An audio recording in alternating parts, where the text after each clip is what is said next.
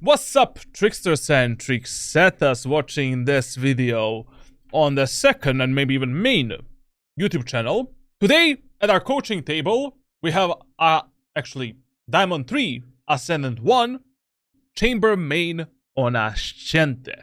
So, today, let's teach you something about the Chamber, something about the Ascent as well, and we can dive into this VOD review immediately. If you want to get VOD reviewed, join my Discord server. You can get, you can also buy a VOD review. You can also win the free VOD reviews as well.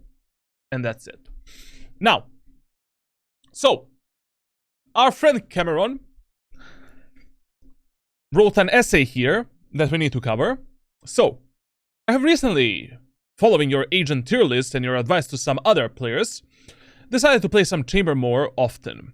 This is very recent, so I'm still trying to understand Chamber fundamentals, and a lot of my questions for this review will be based around this topic.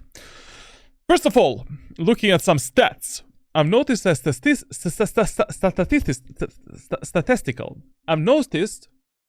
I statistically seem to struggle on eco rounds with a low KD and KST.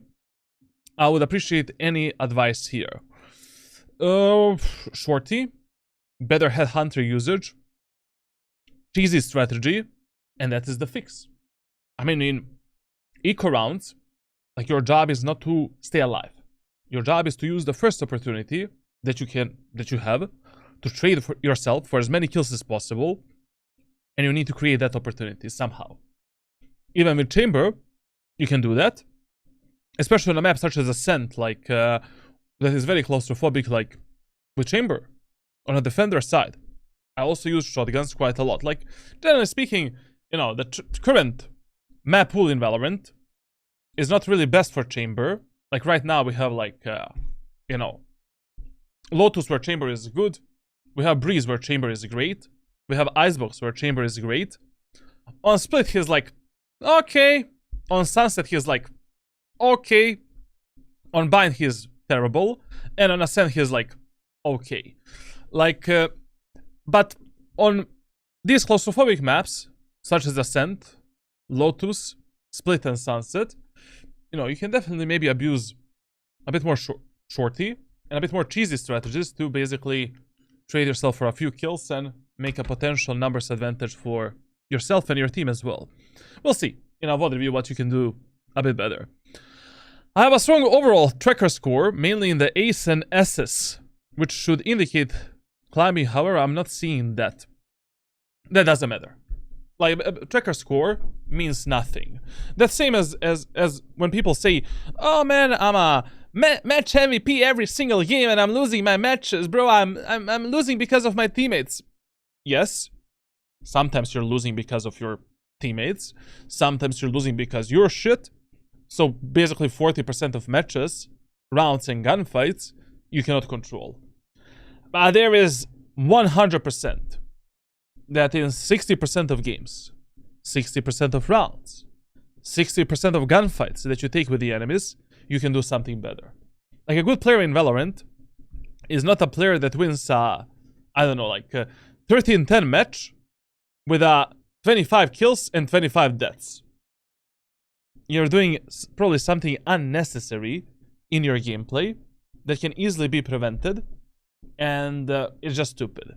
Like, a good player in Valorant is that player that wins like a 13-10 match with a 13-10 score, where he has the most impactful kills to close out the rounds, win the gunfights, and win the matches. If you're not closing your rounds, if your teammates are not able to do that, it doesn't matter that you have like 25 kills.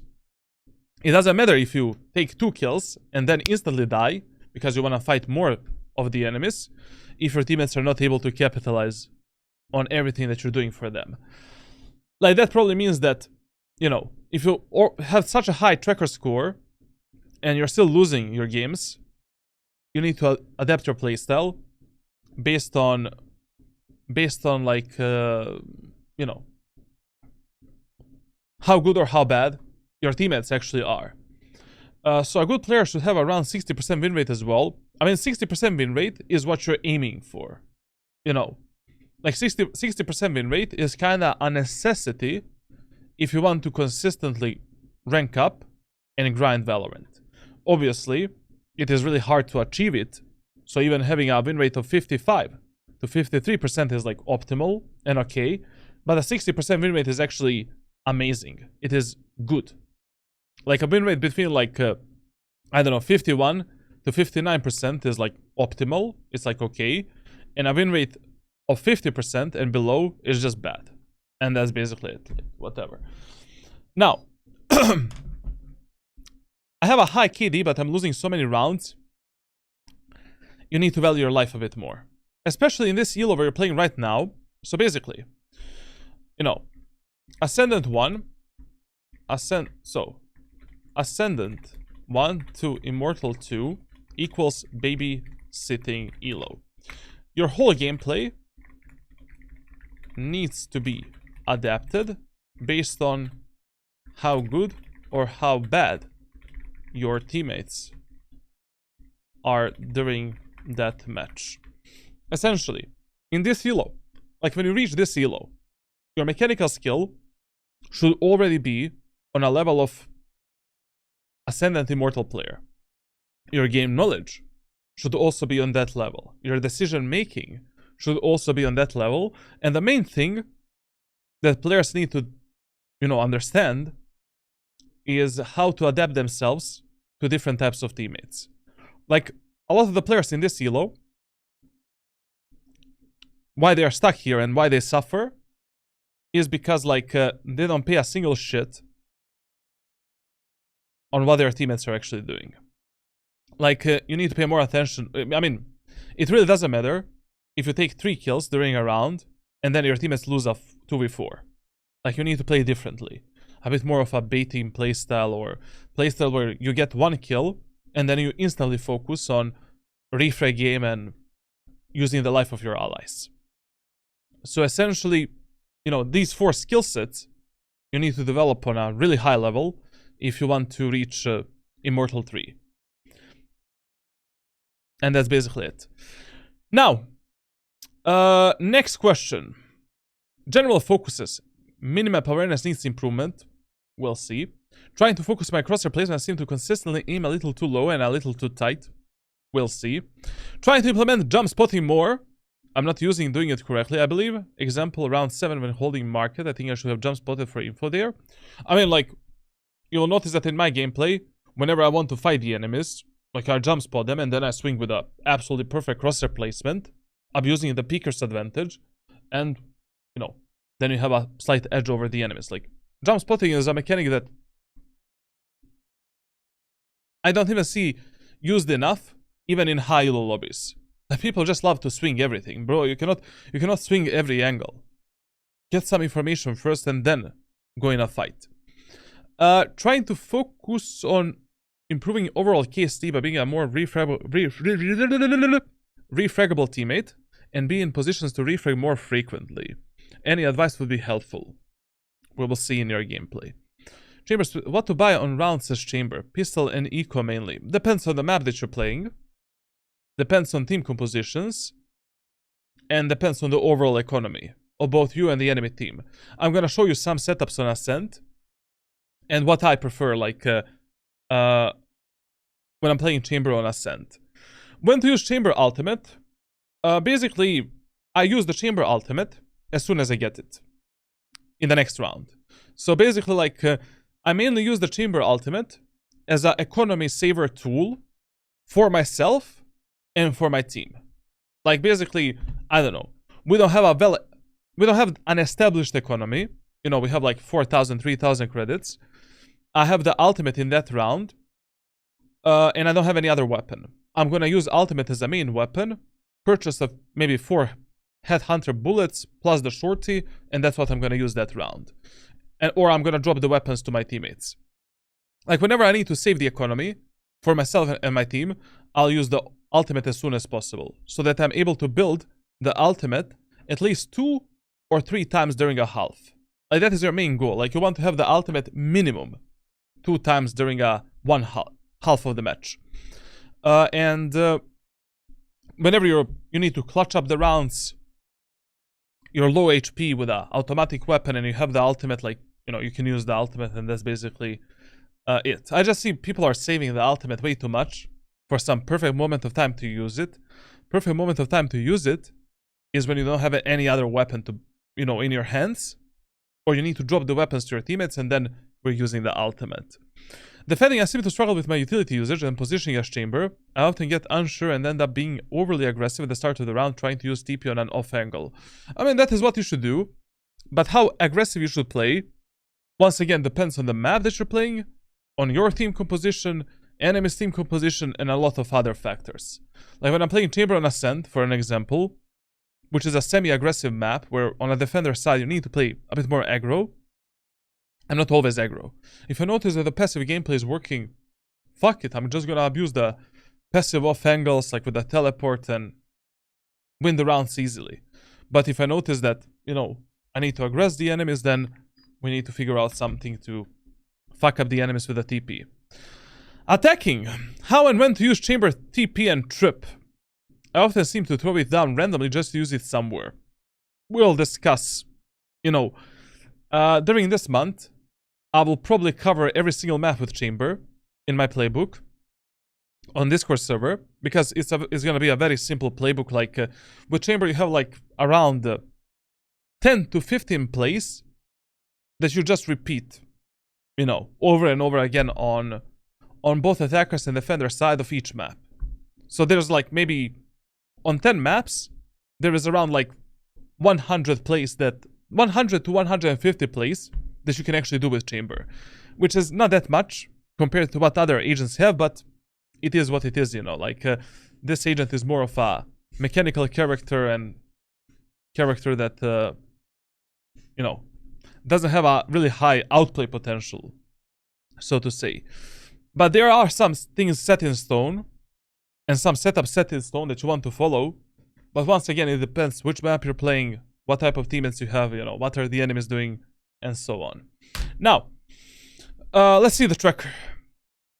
Like, when it comes to your tracker, for this act, your KST is 74%. That's like optimal, not bad, to be honest. Like, yes, this can definitely get better, but 74% is okay. It means that, you know, you're in the top 15% when it comes to the team play, the gun phase that you're picking, and it's not bad.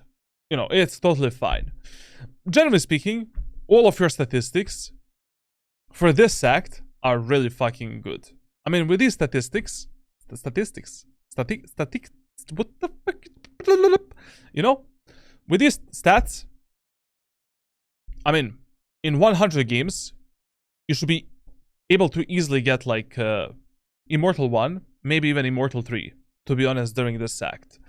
Now, let's first see the performance. Like, I don't know why I started with the overall stats. I mean, you just, if this is your only account, and you just started playing Valorant, like, you know, give yourself some time. Your playtime is really low if this is your only and main account. Like, basically, if you want to see some, you know, these kids in this game, some pro players, semi-pro players, they're playing like 12 hours per day.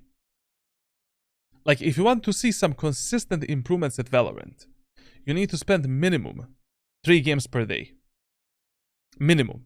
That is like a minimum optimal amount of games that you should play in order to see some significant improvements. Like, that's basically playing like, I don't know, 21 games in a week. So your playtime is shit. You need to improve it. And to be honest, like, with this performance, with these statistics, statistics, I don't know, you should be able to easily get, like, I don't know, Immortal 3 in the next 2 months. Like, if you play like 3 to 5 games per day, Immortal 1, Immortal 3 is guaranteed for you, essentially. But let's see what you can do a bit better and even improve this, like, and make this ride even smoother and easier for yourself. Everything is good. You know, when it comes to your tracker, I have really nothing to shit about. Everything is like in the lines of optimal or good. Clutch percentage is a bit lower. Maybe that is somewhere where we can improve, like those 1 versus 1 and 1 versus 2 scenarios. I have nearly the same stats and I'm silver 2. But rather having these stats in silver 2, even my grandma can do that. You know? These stats in Ascent 1 are actually really fucking good. Clutch percentage can be a bit higher.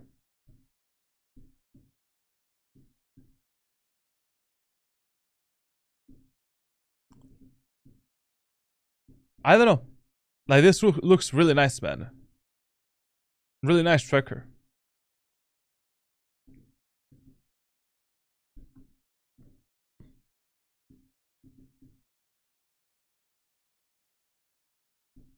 And you definitely struggle more, like, on attacker side compared to defense, but that is the main problem of playing chamber. Like, on attacker side, on a lot of maps, you know, chamber is kind of useless, like, to some degree. Like, you need to lurk, you need to flank, you need to, like, do a lot of different stuff. Yo, man, thank you a lot for the sub, bro. I just roasted the guy and he subbed. Respect, literally, like, love it. Now, so listen, on the attacker side with chamber, you know, you really need to pick carefully, like, when you want to play with your teammates. Do you need to play with your allies? Like, there's a lot of things that you need to take in account. That's the problem of chamber. Like, you need to really focus with which teammate you want to play. Do you want to play as 5? Do you want to split the map? Like, also, like, your crosshair placement and mechanical techniques need to be top notch. Your teleport user needs to be, you know, good, better, I don't know. So we'll see. We'll see. Like, I don't know. I think on attack, like, you struggle more than on defense. But one thing is, like, why did you even start playing chamber, to be honest? When you're already performing so well with initiators. Why did you even start picking chamber? You know? Like, if I was you, I would just be running it down with some duelist, such as Jet or Raze, using Gecko as some kind of a secondary pick, and Chamber as a third pick. I chose him because you suggested him. Yes, but in my tier list, Omen, Raze, and Jet are above the Chamber. Cypher, Gecko, Claw. Like, in my tier list, I never said that Chamber is the best. You know? Like, based on your stats, I would just be running it down, like, with a Raze, with a Jet, with a Gecko, Fade maybe on some of the maps, mastering the Omen or Claw, and Chamber would be like a field pick. So this is what I would do. Like, listen. What should you main on different maps for the next 2 months, let's say? So, bind.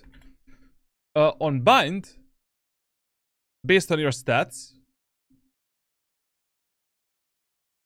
to be honest, like, I would just run it down with a Raze. Fuck it. Raze or Jet, like, Raze or Jet main, then, like, Omen or Claw flex, and then, like, maybe Gecko, Fade, or Breach as a fill.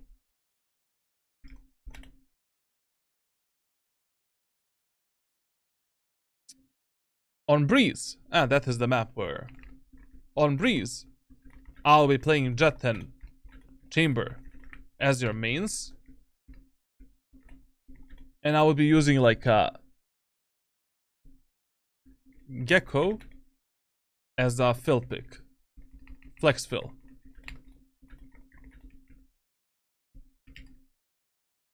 Or maybe like, yeah. Why not? Why not?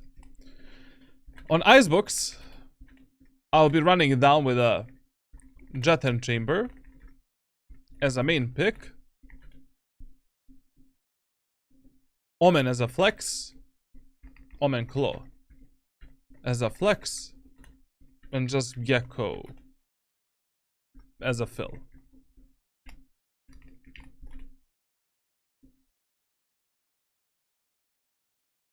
Definitely. Ascent. On Ascent, Jet and Raze main. Raze and Jet main.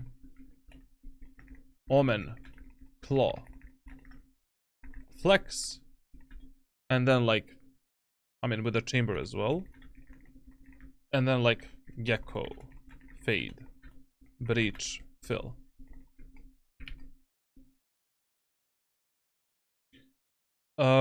Split Raze Jet main. Omen Flex. Omen Claw Flex, whatever. And like Chamber Gecko Fade Breach Fill. I mean, you can use all of them if you want, but I don't know why would you do that. Lotus, Raze, Jet, Gecko, main, Omen,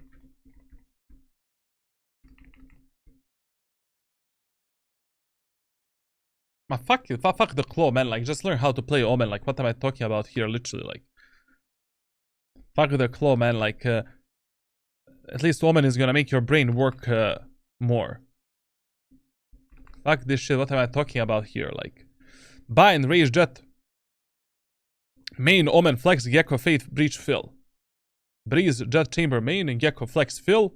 Icebox, Jet, Chamber, main, Omen, Flex, Gecko, Fill. Raze, Jet, main on Ascent, Omen, Chamber, Flex. Gecko, Fade, Breach, Fill. Split, Raze, Jet, main, Omen, Flex. Chamber, Gecko, Fade, Breach, Fill.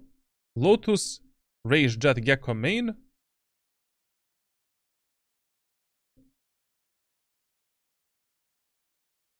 Omen, Flex, and Fade, and Chamber, Fade, Breach, Fill, and Sunset, Raze, Jet, Gecko, main, Omen, Flex, Chamber, Fade, Breach, Fill. Like, Omen gives me a headache. Maybe that's a good thing, you know? And maybe that's a good thing. Because if Omen gives you a headache, that maybe means that we need to activate that you know, those brain cells a bit. But, you know, if you prefer, like, Claw, you know, over the Omen, okay, you can replace it, whatever. Like, you know, you can replace Omen with Claw on all of these maps. It's totally fine. I think because I have to babysit more on Omen. Okay, absolutely fine, absolutely fine. I don't know. Just, you have such a nice statistics with, you know, all of these agents. It is a shame that you're wasting your potential maining a maining a chamber, you know? I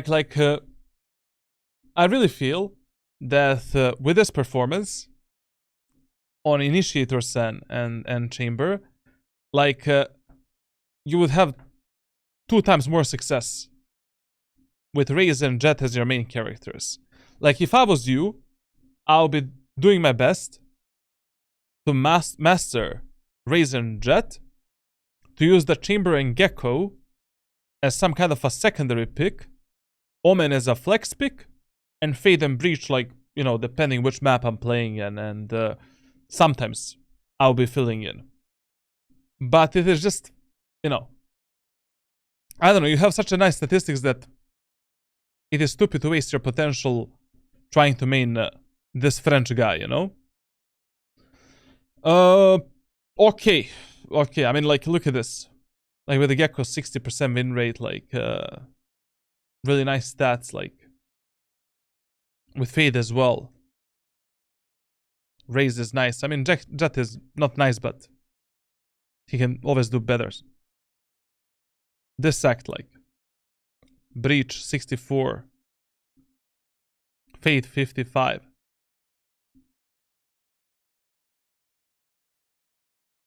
I don't know, I would definitely like...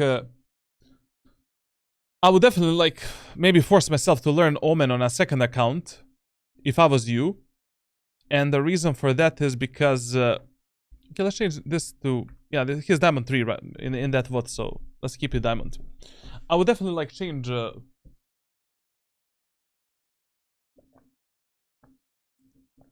the approach a bit if I was you. Like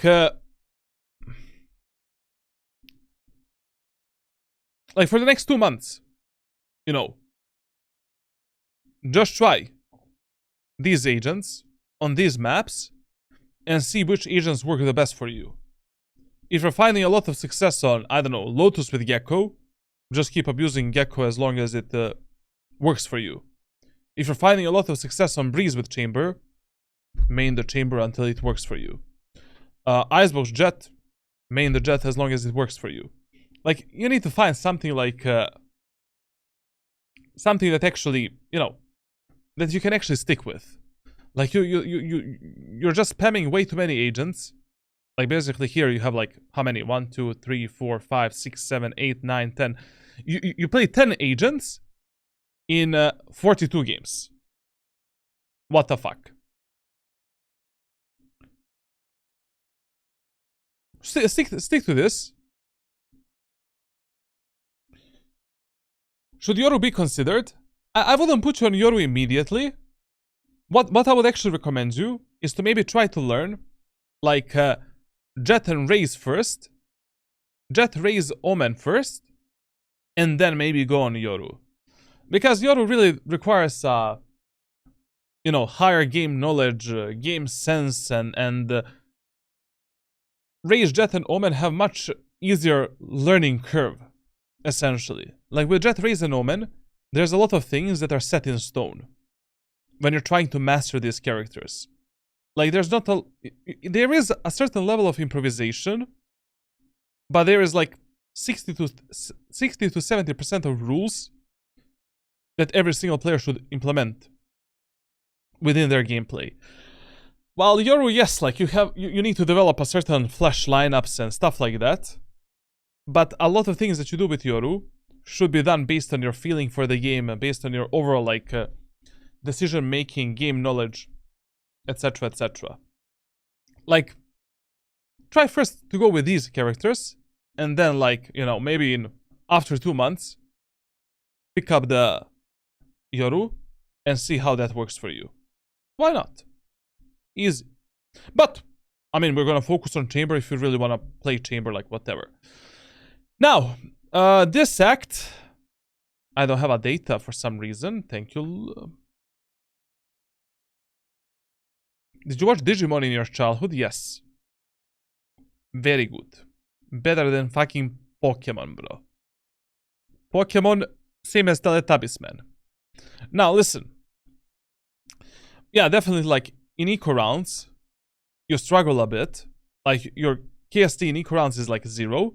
But, I mean, having a 0.99 KD in eco rounds isn't that bad.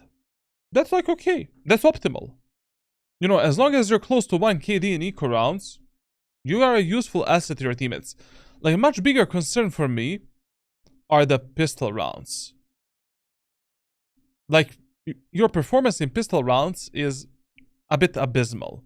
Maybe because you don't know what to buy, which strategy to abuse, what is the best loadout for chamber on a specific map. Like, maybe the map knowledge is also the problem. But these pistol rounds can get a lot better for you. A lot. Like, with a chamber, the pistol rounds should maybe be like top 2 in your loadouts. Yu-Gi-Oh! The best. Agree.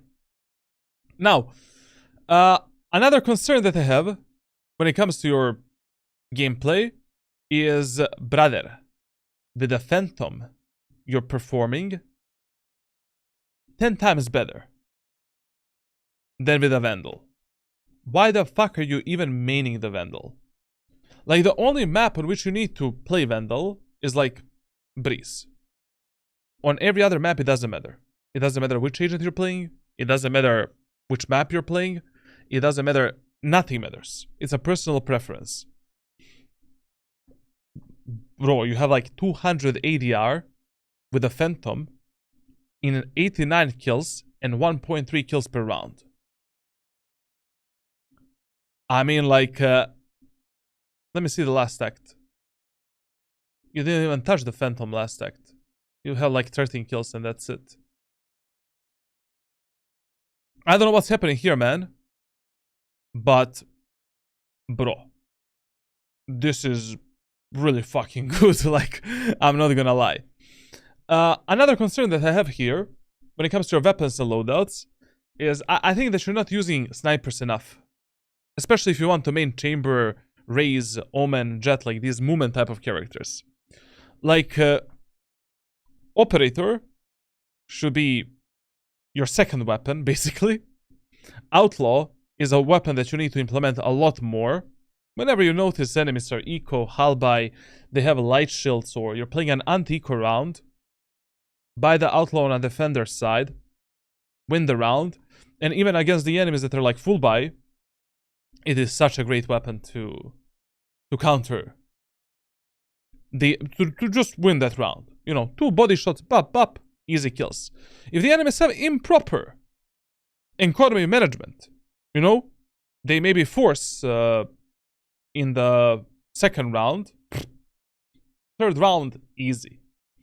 Like, Operator should be higher, Outlaw should be higher, Shorty should be somewhere here. Even if you're playing Chamber, Shorty should be your primary, secondary weapon whenever you can afford it. Judge can also be higher on some of the maps such as Split and Bind, because Chamber has a TP and can easily get some kills on a defender side. Stinger should be a bit higher, and other weapons are like, okay, whatever, solid. Okay, I think that you should just try to master more weapons, you know? Like, try to have a better weapon variety if you want to have easier grind in Valorant. Like, depending what type of economy you have, what type of economy enemies have, which map you're playing, depends what you're buying. It doesn't depend, that doesn't depend on the agent that you're playing, you know? A bit, you know, depends. Like, I mean, if I'm playing Omen, I'll prioritize Shorty a lot more in Eco and Halberd rounds, because, like, you know, I can just TP into the enemy's face and destroy them. If I'm playing Chamber, probably I'm gonna go for the Headhunters and something else. But still, like, there should be a much better, you know, weapon variety from you. And also, you know, the performance should be better on different weapons. I don't know. Overall, this tracker is like very good. Looks very promising. I think if you just, you know, even without this VOD review and without the coaching videos that I've shared with you, you're easily gonna get an Immortal Elo, and maybe, like, you're probably gonna have more problems in Immortal 2 and Immortal 3. Because that is where the game changes a lot. Where games are very unbalanced. Where your team has become mentally retarded. You need to become a very adaptive player with a very high game knowledge and decision making. And that is where you might struggle a bit. Especially because you don't have any agent that you mastered. Like, that is why I want you to stick to something for the next 2 months. And then in 2 months from now, we can say, aha, let's main this, let's main that. And let's maybe learn a few more picks. But overall, this is really nice. You're just missing playtime, to be honest. Oh, trust me, my teammates are mentally retarded. No. Like, when you get, like, in Immortal 2 and Immortal 3, that's where, like, you know, it's just, like, you need to be on the next level to carry these idiots. Okay, let's see, like, what's going on for you, I guess. Like, really, I have nothing to shit about, which is good. That's actually good for you. Let's go into the Ascent. You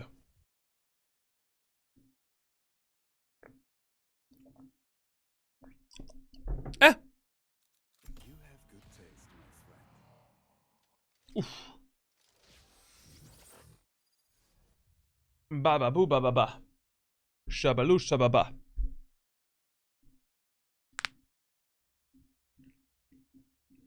Pedro. Predicamente. They actually think the spike. Let's go. Impossible. Impossible. My ult is ready. 30 seconds. Listen here. Please do not mistake my So, style. I take in things Valorant, seriously. we basically split the maps in 2 specific categories. We have the maps with fast rotations, and we have the maps with slow rotations. Ascent is a fast rotation map. Basically on Ascent, we prioritize team play and refrag game over the map control in almost every single round. Except when you're playing maybe eco rounds and halberd rounds. Like, on this map, on a defender side, I don't give a shit about the A site and B site that much. Like, my goal is to make the numbers advantage with my team and to play off from that numbers advantage. I will very rarely, almost never, die for the bomb site control. It is much better to play a retake 24/7, 5 versus 5, rather than getting a kill and then your teammates are playing a 4v4 retake and you're there sitting, you know, holding a cross in your hands or a Bible or a Quran or something, I don't know, like, and then you're like, you know, don't do that. We don't want to pray to God to win the matches in Valorant. So, fuck this shit. We need to play a semi-aggressive playstyle as well. So basically in almost every full buy round, we want to get the information. Where are the enemies? We want to pressure them in the choke points, some of the choke points, to get the info, potentially get a kill and get away with a kill. And that's it. And on maps such as Ascent, you always prioritize having 100% information whether or not enemies can be in the market or if the enemies can be in the A short area of the map. So basically, market and A short control are far more important than the control of A site and B site. Like, whenever enemies are splitting A site, close the doors, fuck up the enemies on short, and then retake the A site together with your teammates. If the enemies are splitting B site, if you have an opportunity to do that, fuck the enemies going through market first, and then focus on your teammates, and then, you know, just focus on retaking the B site together with your allies. Essentially, having the information about the enemies in market and A short is mega giga important. Uno momentos, please. Like, I want to see what type of messages just got. My GF. Okay. Now, next topic. On Ascent, A site is our default site and #1 priority, and B site is our secondary priority on a defender side. So the first round on Ascent, we should always start on A site, because of multiple different factors that I have explained in other VOD reviews and also in the videos that I've shared with you. Like, basically, the bomb set is harder for the retake and easier for the post plant. 50, 60, 70% of times in the first round, enemies are gonna finish on A and call for the fast 5-man push on A, especially if you have some secondary sentinel, such as like Cypher or Killjoy in your team.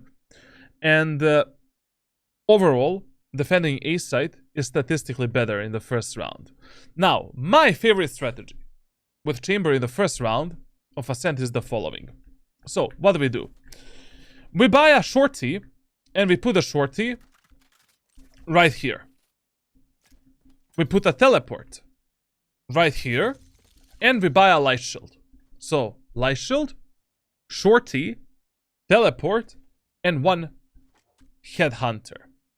You start the round either by jiggle peeking the enemies in A main, baiting them, to come towards you. Maybe you can try to get one kill with a headhunter, and then you go back short. Or you can start your round by peeking the enemies from A short like this, trying to go for a one tap, and then reposition yourself towards the short. As the enemies are taking the A side control and pushing towards the A side, so they smoke you here, and they're going for the switch, we have the shorty in our hands, and as this enemy is open, closing the doors, we do this, teleport away, and basically we make a numbers advantage for our team. Generally speaking, on every single map in the first round on a defender's side, your main goal is not to defend the bomb site alone. That is almost impossible. Very rarely you will be able to do that without dying. Your main goal is making a potential, making a numbers advantage for your team, and then playing a retake together with your allies. Then, after this teleport, we should pick up the classic here, reset the teleport, maybe clear the short for ourselves. I mean, if the enemies are splitting the A site, we can just, pick up the shorty and hold this, and delete them and kill them. It doesn't matter. But this play is one of my favorite plays, especially when the enemies are playing eco rounds, when I'm playing eco rounds, halba rounds, and enemies are pushing A side. That is why I keep the shorty with the chamber 24/7. Because killing this guy at the switch is a piece of cake. Like, a lot of times I also get 2 kills. Like, bop, bop. I kill 2 enemies, get the fuck out with this teleport. Bop, bop. That's it. Now, let's see what now, if the enemies push the B side, we just reset, the teleport. We pick the classic pistol from the ground. We have a classic light shield, teleport, and one headhunter for the retake. Do you need anything else? And most of the time, one of your teammates is gonna die. Maybe here, maybe in market. You're gonna pick a ghost from your dead teammates, and now you have a ghost with a light shield, reset a teleport, and one headhunter. You don't need anything else. Simple as that. Now let's see what you're gonna do. Fucking terrible.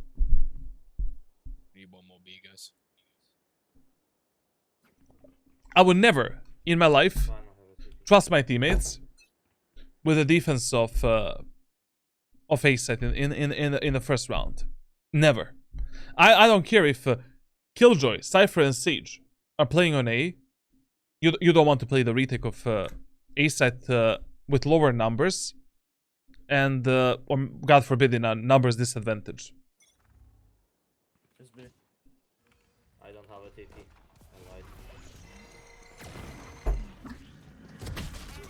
Now listen. So first of all, if you decide to play the B side in the first round or around the market, what type of a strategy we want to use? So, for some reason, you want to play B in the first round.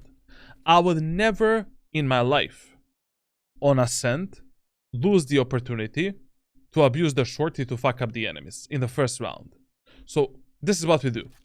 Like, I would simply buy the classic pistol with a shorty, drop the shorty here, put the teleport right here, or basically deep here.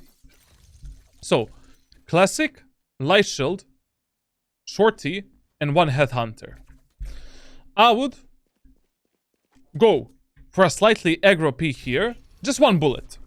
One bullet with a quick teleport to contest the enemies, potentially get a kill, and get the fuck out. Or we can simply hold a tight angle here, go for one bullet, TP away, and now we're playing here with a shorty and classic pistol.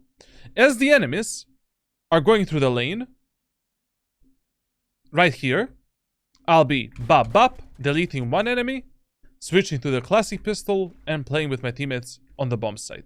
Like in the first round of Ascent, fuck the market, fuck the A short, primarily focus yourself on fucking up the enemies around the doors, in the main area of the map, and in the speedway as well. Like, starting the round at the market doesn't make sense, like, because only 10% or 20% of times on Ascent, enemies are gonna do some kind of a B split in the first round. It is not worth it, you know. It's just stupid. And in this first round, if I was playing market for some reason, I wouldn't put my teleport here. I would actually put my teleport all the way in the CT, right here. And I would be holding this angle by jiggle peeking it, like this, and trying to go for a one tap. And I'll be primarily using the teleport to contest the enemies here and rotate towards the CT. Like, when you get stuck in the market, it's really hard to contest the enemies that are pushing your teammates on site. It is much better for you to actually focus on preventing the enemies, to punish your teammates with the smoke here, you know? Like, for example, a lot of times what's going to happen for you is, let's say you die, you know, you die by doing this peek, like you died. Or, you know, your teammate dies on site. Enemies are going to close the doors, and very rarely enemies are going to push. You know, enemies cannot push through those doors because it's closed. But what the enemies are going to do, they will try to go for some overly aggressive, unnecessary peek, you know, through the smoke. And since they don't really know where you teleported, maybe you can catch a few enemies off guard. Bop, bop, bop, bop, bop. Try to kill them. You know, maybe you go for this peek. You kill the jet. You teleport there. Yes, enemies can hear your teleport, but they you know, if an enemy is here, he barely hears that teleport. Like, that teleport can sound like anything, to be honest. So maybe we can catch the enemies off guard, support our gecko in time, etc, etc. Now, this aggro peek that you did here was totally fine, but the thing is, like, when you have a teleport, like, chamber teleport takes 750 milliseconds to activate and to teleport you on a certain position. That mistake is something that I make as well. Like, with a chamber TP, you have time only for one bullet or one burst fire, and you're fucking out. If you didn't kill that enemy with one bullet or one burst fire, instantly TP away. So, instantly after this shot, you should have tried to TP away and get the fuck out. If you already missed that jet, and you only dealt you dealt like 55 damage to that jet. But I really think that you know, much better strategy for this round, if you already wanted to play on B side, would have been like putting a TP right here, you know, dropping the shorty here with a classic pistol, starting the round by aggressing the enemies maybe here, or holding a tight angle like this, going for one bullet, TPing away, picking the shorty, fucking up the enemies here, picking up the classic pistol, resetting the teleport, and fighting with your teammates. Fuck the market in the first round, man.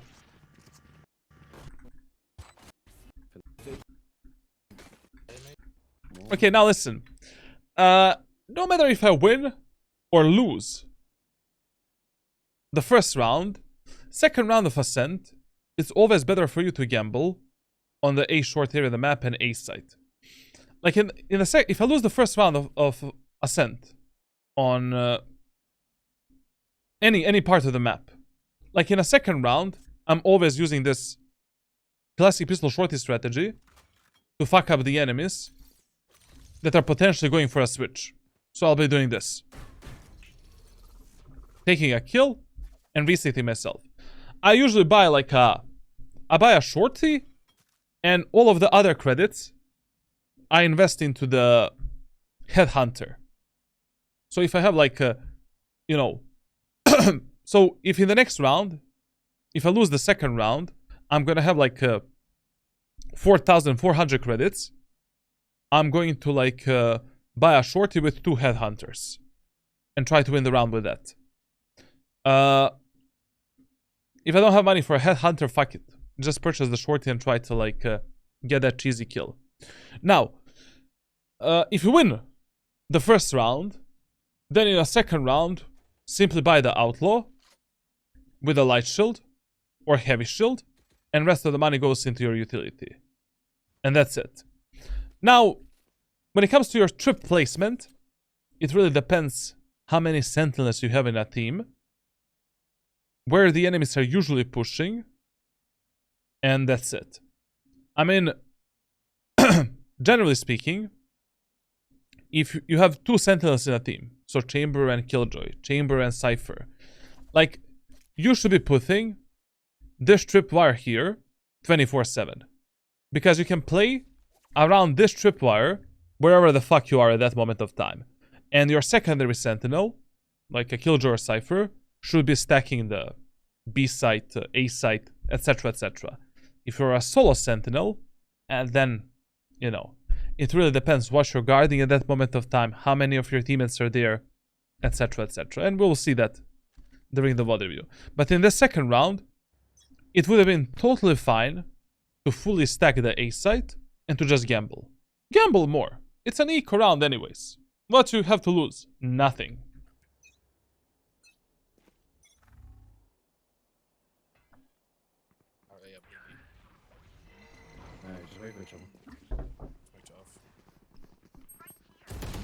Holy lolly. Okay, man.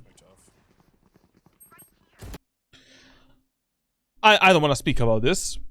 I really don't know how this is.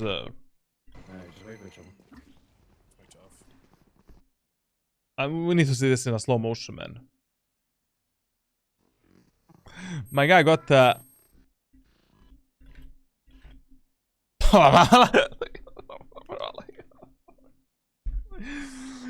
like what, man? Like what, bro? I don't want to speak about this. Literally, like in this round, you got Valoranted, and good luck in the next round.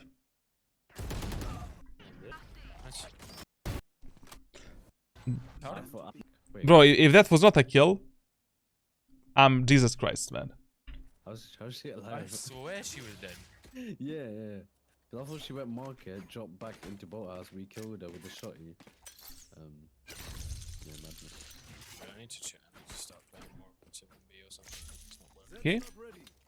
Just Now, in this third round, we have no idea where the enemies are gonna go. Valorant, the pressure in one frame. True, actually. So now in this third round, we have no idea where the enemies are gonna go. Our Claw is playing B. Our Yoru is playing B. It is our first full buy round. On Ascent, whenever you have no idea where the enemies are gonna go and what you wanna do, your default bomb set is A site, and just gamble on A. And that's it. And play a faster rotation towards, you know, market and towards the B site. So in this round, once again, I will be starting with some kind of a setup on A site, you know, doing a tripwire here for myself and my team, like this. Why would I use the trip here? Only because, like, you know, I'm playing A and I want to play all of this shit here. And I'll just be probably using a, I don't know, a teleport for the short here or this, going for a slightly more aggro peek towards the tiles, and I'll just be defending the A side with my teleport and with my teammates. Balling out B.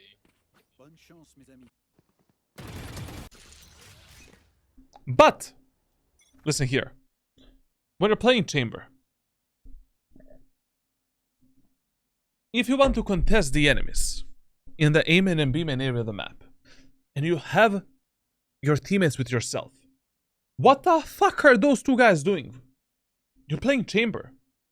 I mean, if your teammates are already supporting you, and they want to help you to contest the enemies in the A main and B main area of the map,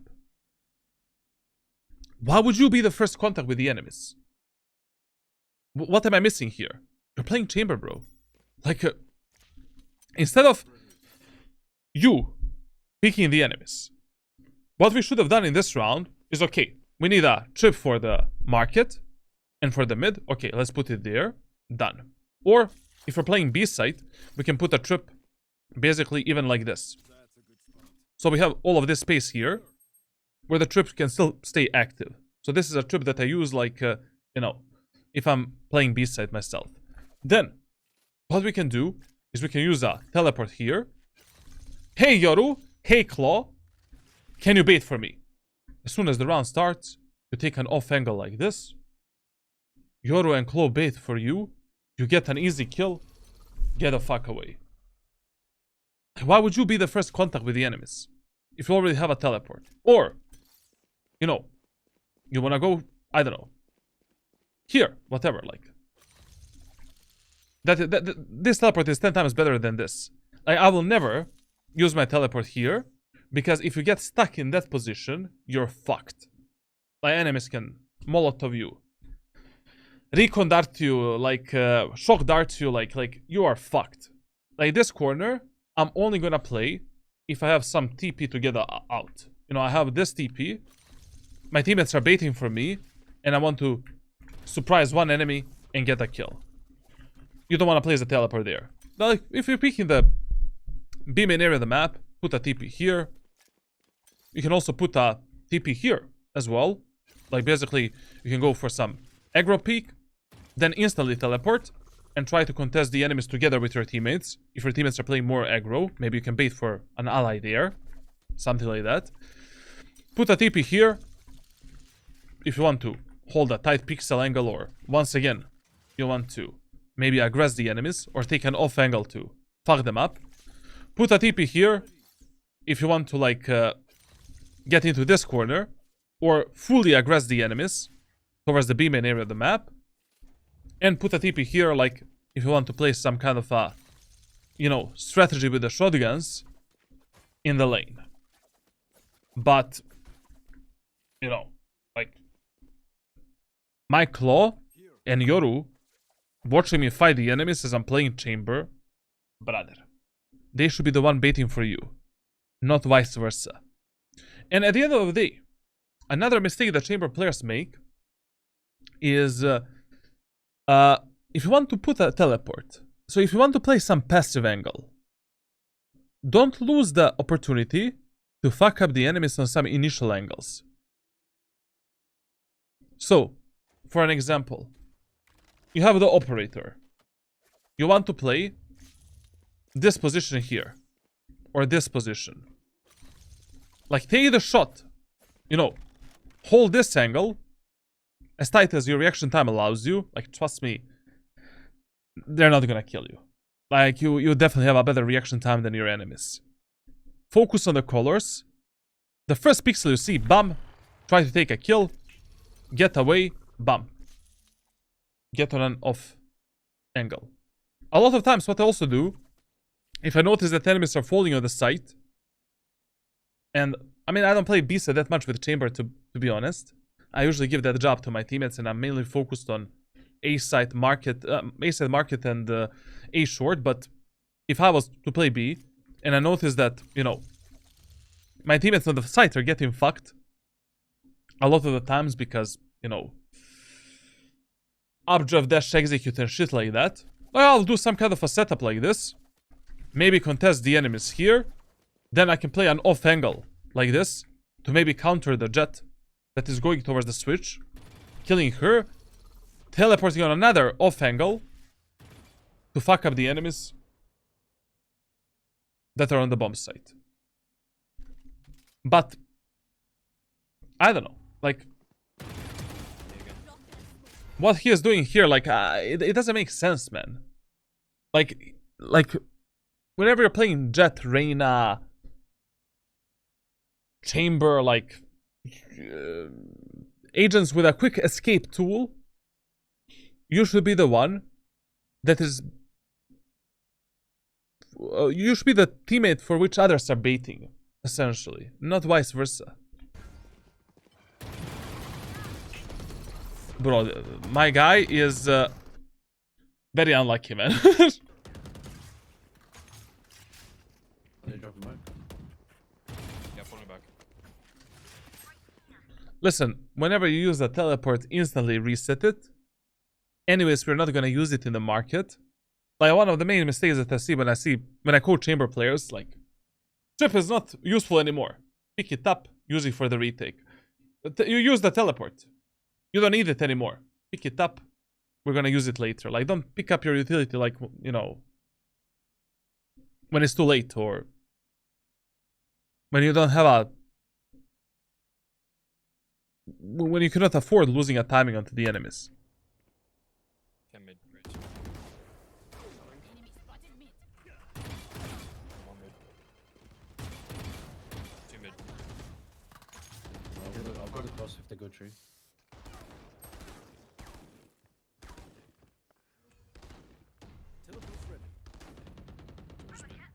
Just understand. But here, like, you know, first of all, another mistake that I see when it comes to playing chamber is like you're forcing yourself way too much to play around the circle here. I think that here you could have baited more for your raise, and you could have helped your raise a bit better, but whatever. It is the raise fault that he ended up here. He's an idiot.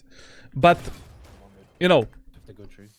if her claw decides to go for this play, and she's gonna be the first contact between your team and enemy team, you need to fight with the claw. Like, you're forced to take that fight. Especially since our teleport got resetted, you have nothing to lose. Like, there's a very slim chance that you're gonna die by fighting the enemies, you know, from this position together with a claw. Like, you know, there's like 20% of chances maximum. So risking that duel together with your claw would have been like would have actually been like such a good idea. Just understand. Like, here, you know, like, why are you rotating towards the short? Like, okay, listen, one simple rule. What I'm really trying to achieve, a lot of time, mainly during my matches, when I'm playing in Ascendant and Immortal lobbies. So, if one of my teammates is playing alone, and two of my teammates are playing together, usually I play with that teammate that is alone. Unless I have some really good information about the enemies and what they're gonna do next. Like, I really focus myself on both attackers and defenders side that we're playing the game of numbers. Especially numbers of two. Like, I want to have like two teammates with myself. I want to have like basically, you know, I always want to fight the refrag game where everyone is refraggable at that moment of time. Like, right now, your claw is in such a fucked up position that she cannot escape, and she needs your help. And you're just, you know. Careful, contact hero.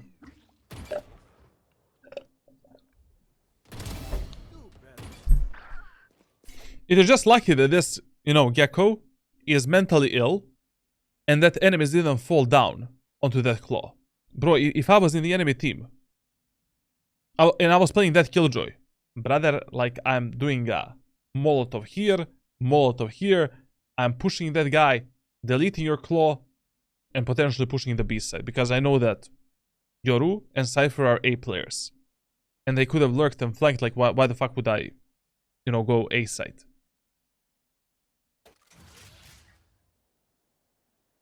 80 killjoy 50. 80 killjoy.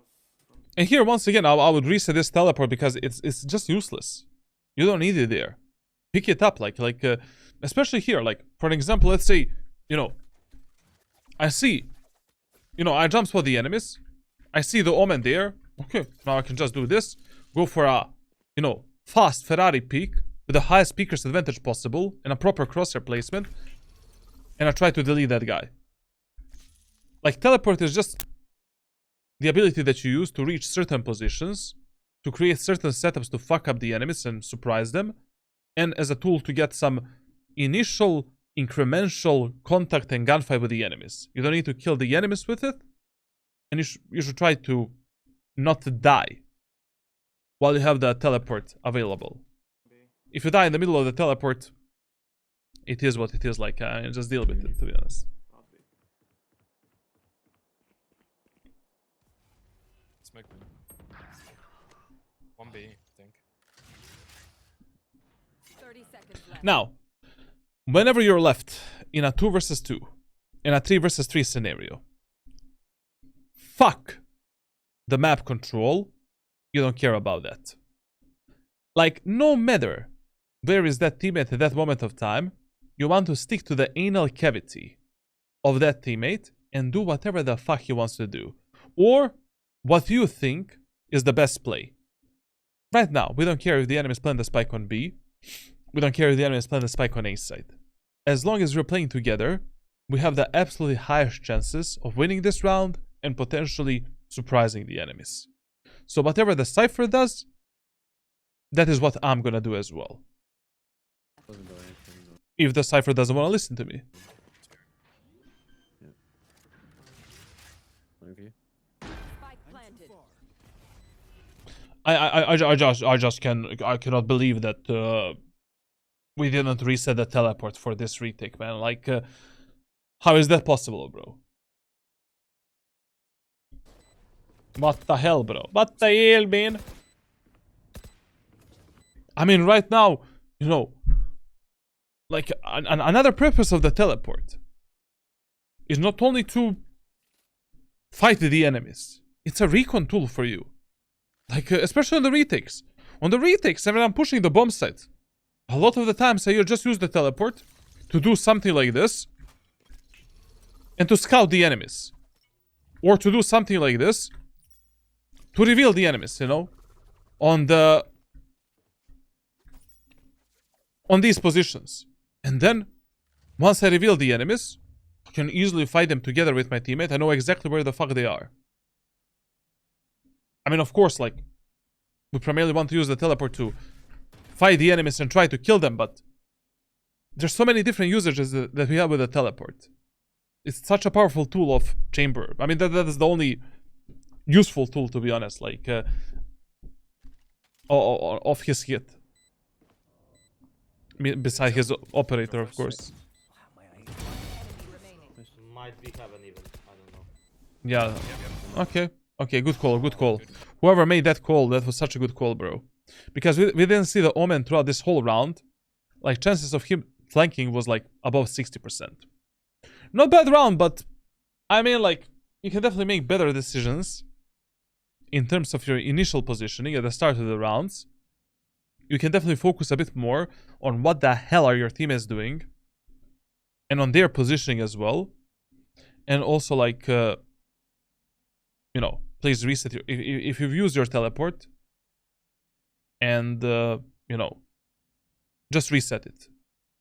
And keep it with yourself. Always. Bombs. Okay. Okay. Now, let's see the next round. Okay, now, in this round, like, 3 rounds in a row, enemies push the B site. In that previous round, we fucked up their push on B. So now we can kind of immediately apply the rule of fear within our gameplay. Because, we don't have any real information where the enemies are going to go. Like, they can go A, they can go B. But chances are 60% that enemies will try to maybe split A or hit the A site. That's why in this round, I would actually play on A short.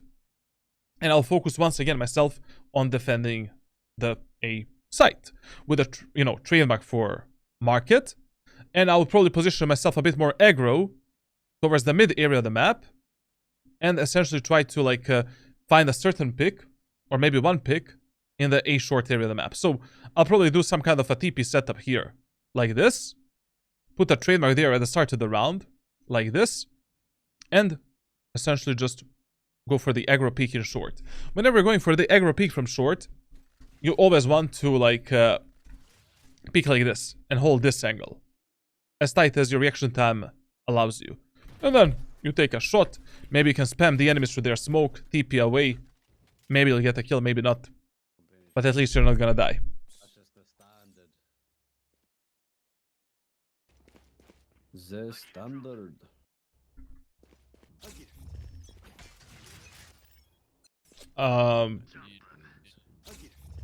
Okay. When using this trademark for market, try to hide it a bit. I mean, generally speaking, the job of the trademark is not really to hit the enemies. The job of the trademark is to reveal the enemies, and you make sure that there's no way that enemies can be there.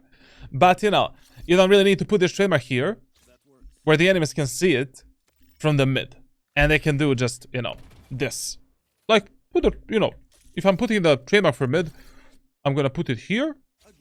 So they need to get at least here in order to see it and destroy it. And also, this trademark is absolutely fine if you're playing more towards the B side. But, like, putting it exactly here on the cover, where they can see the part of it there, not really the best idea ever. Okay, let's see this peak.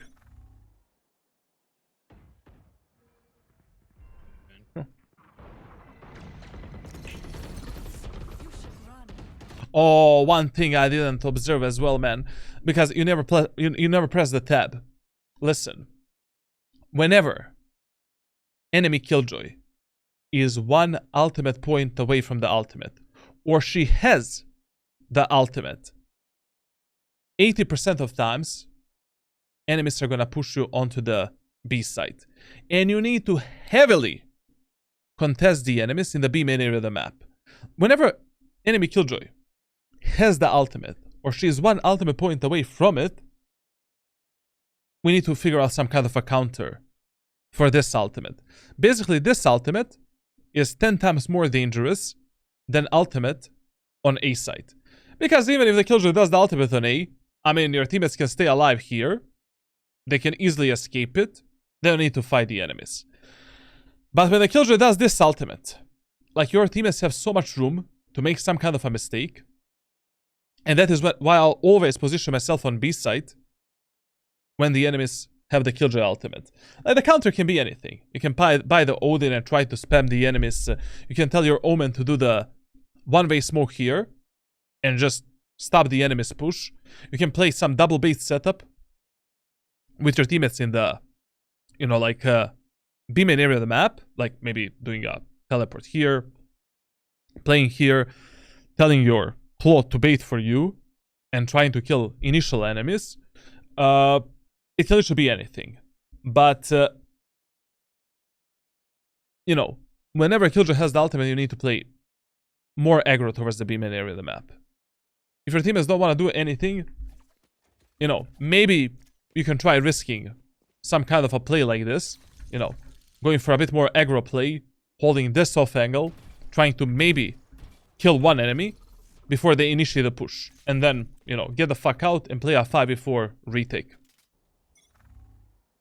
But the Killjoy ultimate can be a huge indicator where the enemies are going to go next on Ascent.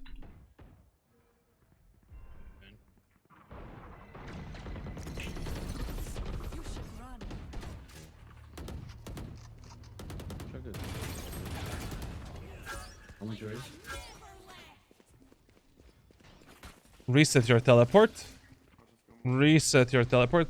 I mean, in this case scenario here, not only that I would reset my teleport, but also the trademark.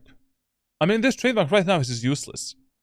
Like, whilst trademark's good on retakes and on both attackers and defender side when you don't need it for the flank or lurk, you can use it as an aggro tool to get the information about the enemies.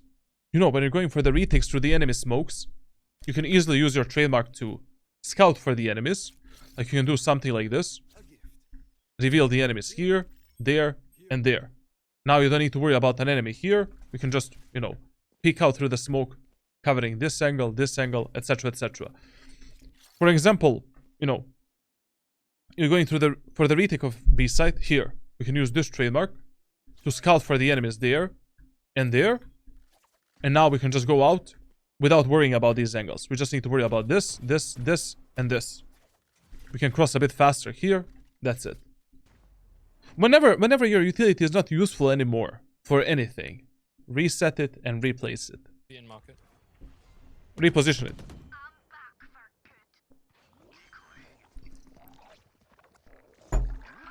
Spike Come planted. back, wait. Check logs. Check logs. Teleport's ready. One close to And One enemy on this specific retake, you were really, really slow to support your teammates. I mean, listen. Whenever you pull yourself back from the market, I usually instantly rotate in CT to try to spray the enemies, spam them, and play with my teammates in CT. If there's already 2 of your teammates playing in CT, here you needed to move a bit, you know, closer to your allies. Like, this Killjoy ultimate went down, Be in market. you know. Your teammates are fighting on site. What? You're Raze, what the fuck are you guys doing? Clear this a bit faster. Support the claw. Support the Yoru. Go, go, go, go. Why are we shifting? Like, I mean, spike planted. here. Your Raze already went out. Wait. Check You know, logs. let's fight with them. Claw is out. And imagine if we lived in a world where right now you resetted the trademark and teleport. Brother. one closest. One enemy remaining. Imagine that. Now we could have used a trademark to scout for the enemy in the smoke here. We could have used the teleport to push an enemy without risking too much to reveal him and then just boop. And our Cypher and Claw can have easier time killing him, and also we know exactly where is that last enemy. Instead of, you know, TP is here, trademark is here. Doing nothing. Go together. Utility usage efficiency, 0. But okay, Omen. Anyways, needed to play a bit more aggro there. Ching. Now in this round, once again, it is 50-50. That enemies are gonna go A or B. When enemies have a Gecko ultimate, it makes a bit more sense for them to actually push the B side. So right now, you playing around the market is totally fine. Anyways, like, this whole match, enemies have been persistently pushing the B main area of the map and B side. So, you know, why not? But to be honest, like, you know, in Valorant, if enemies don't have some special ultimate to push onto a specific site, and you won on that bomb site 2 times in a row, like, right now, simply, like, there's around 80% of chances that enemies are gonna push A site. Over 80% of chances. So maybe what you could have done in this round, because we need to gamble a bit more, and anyways, enemies are playing some kind of a low buy, half buy, we can use that trademark for mid. We can use that teleport right here, like this, and we can defend the A side. And if the enemies are pushing the, you know, B side, for an example, we can use this teleport already from here to play a fast rotation towards our Claw that is alone on the B side. And if the enemies are pushing A side, I mean, we're already there to support our allies. This round, we don't need a teleport for some, you know, aggressive gunfight. So we can maybe use the teleport for faster repositioning towards our teammate on B side. Because, I don't know, it's just, you know, following all of the rules and all of the factors, it just makes more sense for the enemies to push A in this round.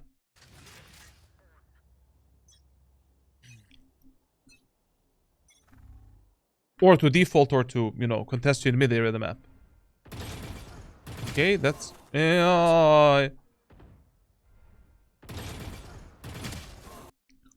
this is a bit of a mechanical, problem.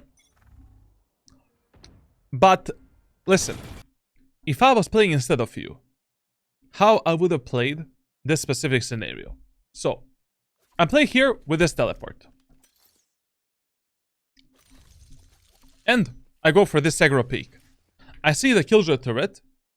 I'm gonna destroy it. I'm gonna hide myself, jump spot the enemies, and then go for the fast peak with the perfect crosshair placement. I'm in the control of the fight. I'm not, I'm with the peeker's advantage. I'm the one with the perfect crosshair placement, and I'm the one with the teleport. I don't need to wait for an enemy to peek me, because that guy is definitely gonna peek. Essentially, in a game of Valorant, like, you're trying to abuse the peeker's advantage as much as possible. Like when you're holding the angles and corners, I mainly hold them for the information, and then I'm trying to re-engage the enemies with mine peeker's advantage. And I'm not waiting for them to encounter me. And as I said, like when you're playing chamber and you have TP around yourself, most of the time you just want to go for one tap, 1, 2, or 3 bullets with the Vandal and Phantom. And you're out. Like here, for an example, as soon as you shot these bullets, you should have tried to go out, but, this killjoy only killed you because she's the one in the control of this fight. She revealed you with the turret, she knows exactly where to place her crosser, and she has the peeker's advantage. So, in a game of Valorant, like, you will see a lot of the times where I hold some insane tight pixel angles. Like pixel angles on which your chances of killing the enemies is like borderline, like below 10%. Like a lot of times you will see me maybe hold something, I don't know, on Ascent if I have anything special, like something like this. I will hold some kind of a shit like this. On this angle, I just, I have like, I will kill that guy once in 10 times. But I'm not fighting that enemy to kill him. I'm primarily fighting for information, because maybe I have numbers advantage. Maybe I'm playing some very common position for which players have a really good crosshair placement for, and they're gonna delete me with the peeker's advantage. Here, I take a small fight with that enemy, and now I'm in control of that fight. I can peek that enemy with perfect crosshair placement from the second elevation and delete that guy.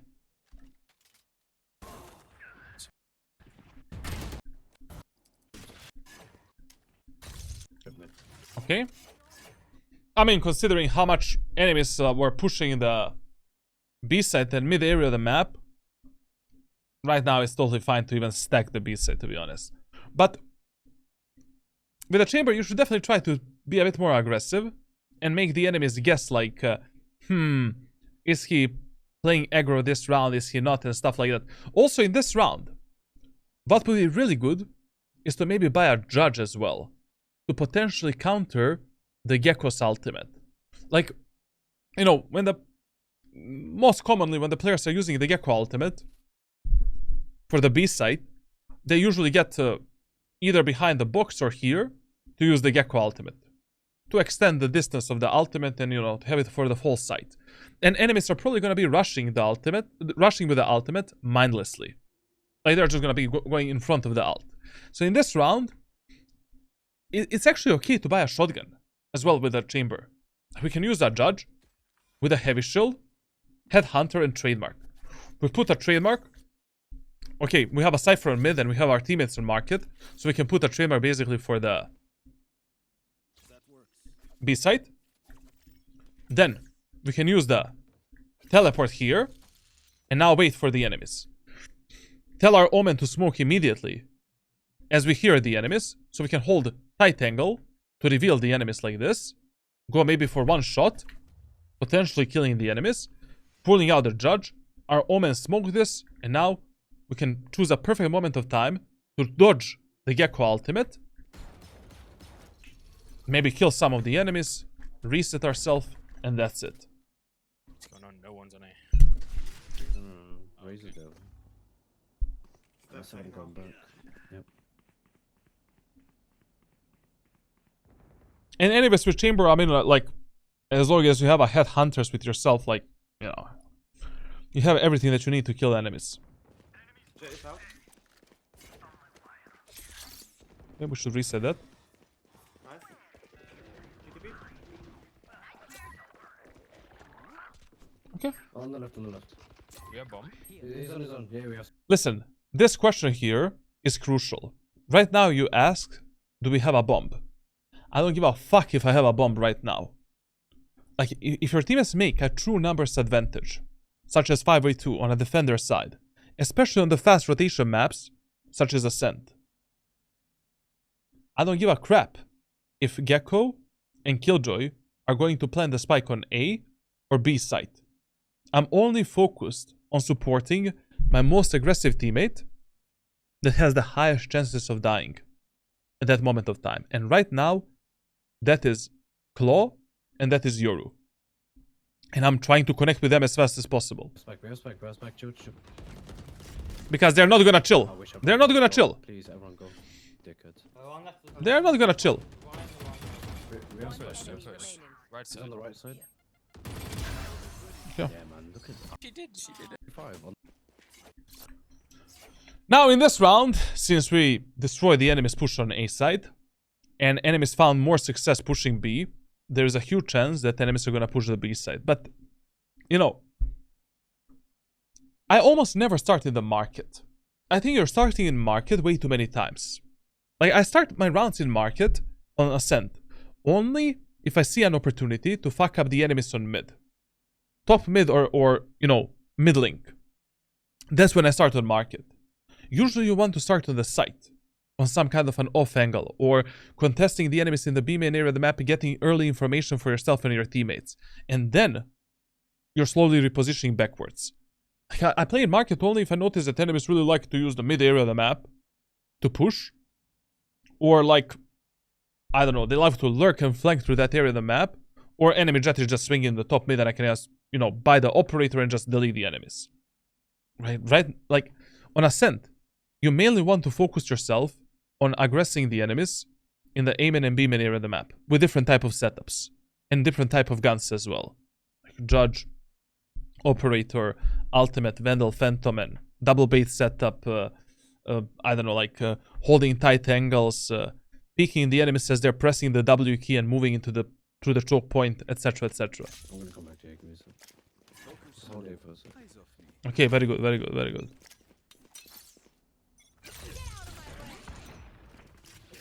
Your teammates are pushing, go with them.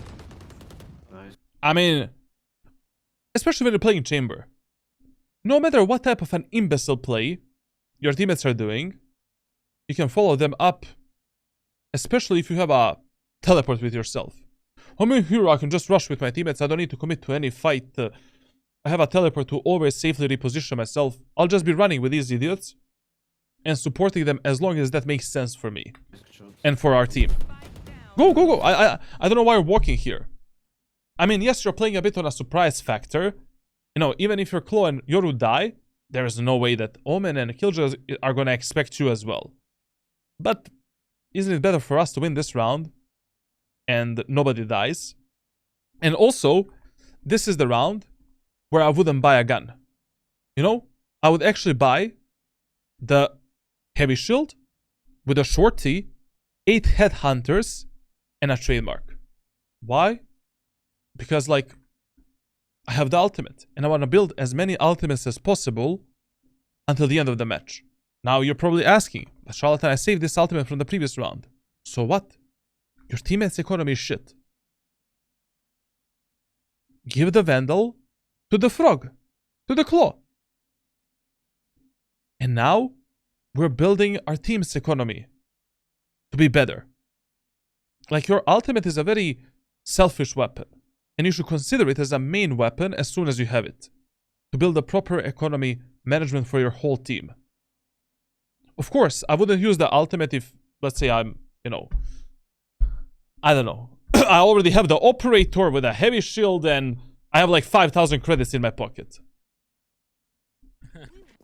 But in this round, like, I would have definitely used the ultimate. Did you have packet loss problems today? I don't know. I have a packet loss problems like in the game. I have like 5 to 10%. I don't know how to fix it.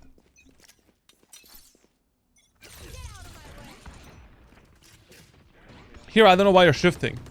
Nice, good shots. One minute. Spike down. That was about to make it. I'm with Raze, Yeah, I'm cutting with you. She don't down, Raze. Listen. So, whenever you have a teleport and you get flashed, risk it a bit. You know, like for example, you'll notice whenever I'm holding the angles and I get flashed by the enemies. So let's say enemy Phoenix flashes me. Enemy Omen does a paranoia. Yoru does a flash. I will stay for 1 second trying to predict the peak of those enemies to go for one burst fire and then go back. I wouldn't just teleport back for nothing. Because when the Omen does a paranoia, Omen player will usually peek you around 0.5 to 1 second after a paranoia. So you see the flash coming towards yourself, and as soon as the flash hits you, you can go for a burst fire and get out. And probably you're gonna survive. Like 90% of times. It is worth a risk, to be honest. And a lot of times I get these lucky kills for nothing. And I die like maybe 5 or 10% of the time. We were very 63, 73. Hide. And right now we need to play with the claw. Yeah, nice, good job. Okay, we can also help our raise. This is the absolutely worst shit that can happen for you in solo queue. We're 3 versus 2. We saw the enemy Killjoy in the A short area of the map. Omen has the ultimate, and we are still fighting for the map control. Right now, we need to decide with which player we want to play. Fuck the map control. Like right now, you want to play a refray game. We either want to play with Raze and connect with the Raze, or we want to gamble and stay with a claw. But we never want to give the enemies 1 versus 1 gunfights or 1 versus 2 gunfights in this scenario. That is the worst shit that can happen. I mean, ultimately, the best situation here is Raze sells the whole A site. Maybe she goes into a main area of the map and plays passively there. Safe. And you and Claw pack yourself at the back of the B site or in CT, playing on a refray potential.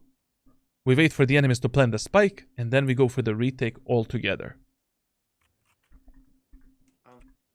Oh, look at the Raze position, man. I mean, your position is also bad here. Because enemies can kill us from A short, rafters, CT, mid, CT. Isolate the angles. One of the highest priorities during your gameplay in Valorant should be safety over anything else. Like, we want to remove the factor of luck and factor of timings as much as possible. So right now, how do we do that? By repositioning in the CT together with a claw. Why is that smart? Because we are able to play a proper refray game. Like Claw is watching the cross here. You're watching her anal cavity. There's anal cavity, whatever. They have a multiple. And that's it. Raze positioning is also terrible. You cannot play on site here if enemies can come from the rafters, short, and aim in. Like, she can maybe play under the bomb site, or she needs to take more space in the aim in area of the map and find some kind of a safety here. That's why, you know, players in Ascendant and Low Immortal have a huge problem with position. Like, you're trying to do too many things at once. Like, you don't have a reaction time to kill 2 enemies that are coming. One is coming from here, one is coming from here. Like, you cannot do that if you end up in some kind of a sandwich. Or simply, as you're looking towards one angle, enemy can peek you from another angle. He peeks you from the rafters, and the timing kills you. Luck kills you. Not the skill. So we want to reduce the factor of luck and factor of timings to the Minimum. Especially when we have true numbers advantage. Or spike control or something like that.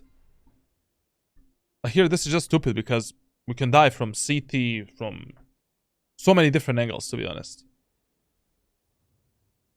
This can be terrible. It's not mid. Smoke mid. 30 seconds left. And also, there's no reason for you to play here. Without any refrag potential. Why are you playing in the market? If your claw is on site, why do you need market? Enemies need to plant the spike on A or B. They have 24 seconds. You don't need to risk any 50-50 gunfights and 1 versus 1 fights. Right now, Claw can die from the CT, she can die from the B main. You're not able to refrag her. Damn day, whatever. Yeah, smoke G, smoke G. They're going A, I'm sure. Yep, smoking A as well. 10 On his seconds out, on his left. out. Here, we should also pick the tripwire, because it might be useful for the retake, to scout the enemies.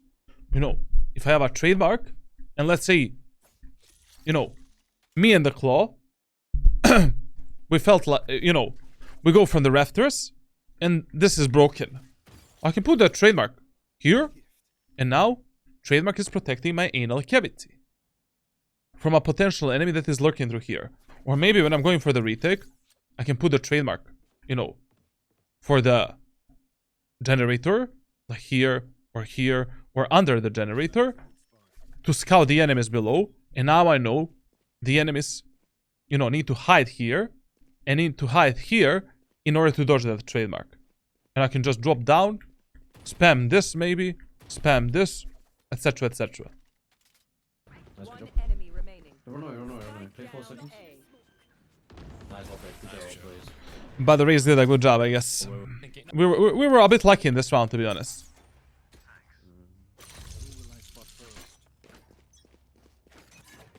I don't know, man, like, considering how much we fucked the enemies up in the B main area of the map last time, I don't know if these guys are gonna have the confidence to push B again. I mean, if they push B again right now, they're crazy, man. Like, these are one of these games where it's really hard to read the enemies. There's always gonna be these type of games. But, the best piece of information that we have is, like, the Killjoy ultimate, and we should be tracking that. But, I don't know, like, oh! She needs 1 ultimate point for the ultimate. Okay. Gecko. Okay. In that case, it's totally fine that you gamble on the B side. That's the only piece of information that we had, and we needed to make this gamble.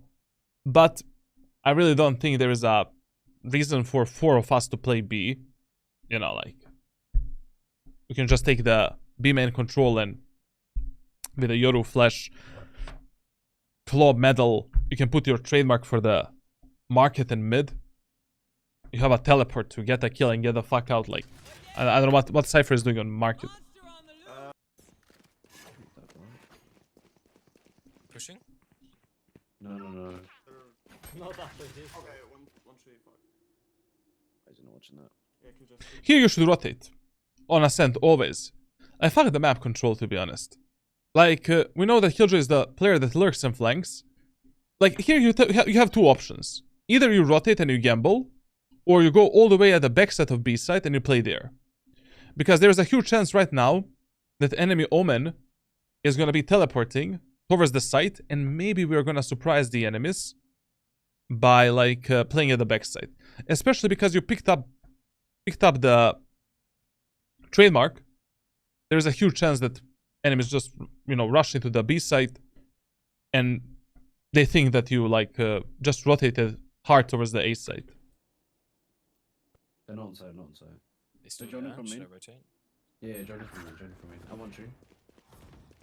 But generally speaking, you know, like, on Ascent, especially if the main playstyle of the enemies is just to push S5 and execute bomb sets S5, like, just, you know, prioritize refray potential, refray game, playing with your teammates, and that's it, like. And faster rotations.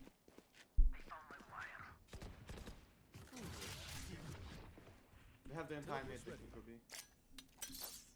Yeah, I don't hear anything else. Maybe. Yeah, Okay. nothing. But close him now. Yeah, come on. Dinked. Jet dinked. Spike planted. Right, I'm gonna hold. Oh, one's left from mid. Okay, last one. Mine, one side. Watch mark, watch mark. I mean, I think, you know, when it comes to this retake, you were just way too slow based on information that you got.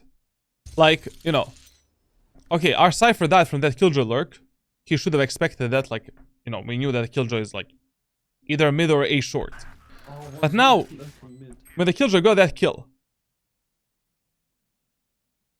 you needed to swing the B side then and try to isolate some of the enemies into 1v1 fights before Killjoy makes sandwich out of you. Like, I mean, she was too far away, you know, from the smoke. And as soon as your Yoru revealed the jet here, I would have peeked out, tried to spam the jet. We have a teleport, and now we can reset for the fight with a Killjoy and Omen. Okay, last one. Mine, one side. Watch mark, watch mark. Killjoy 5 HP, Killjoy 5 HP. Where the fuck is he?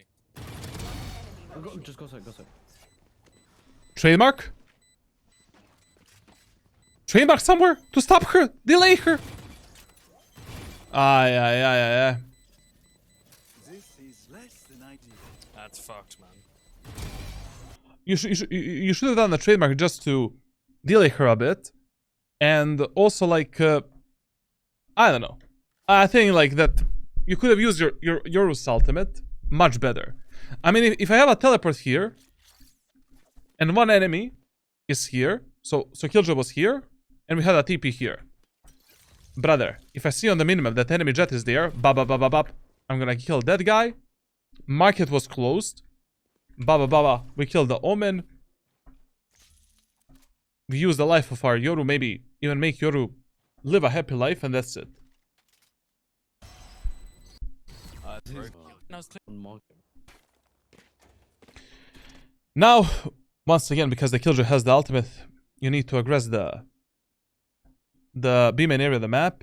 And considering that enemies, you know, when enemies were pushing the B main area of the map, they never did a single flash here. Omen never used the paranoia. You can easily go for some kind of a, you know, angle holding like this, delete the enemies, and that's it. Or you can just tell your Claw, hey Claw, can you bait for me? I'm gonna put a TP in the market, and then just do this. The only thing enemies did, I think, was the Sova Dart somewhere here. I don't know, what the fuck is that? Yeah, exactly. He must have been in that corner. Probably like to counter the spam. A steps.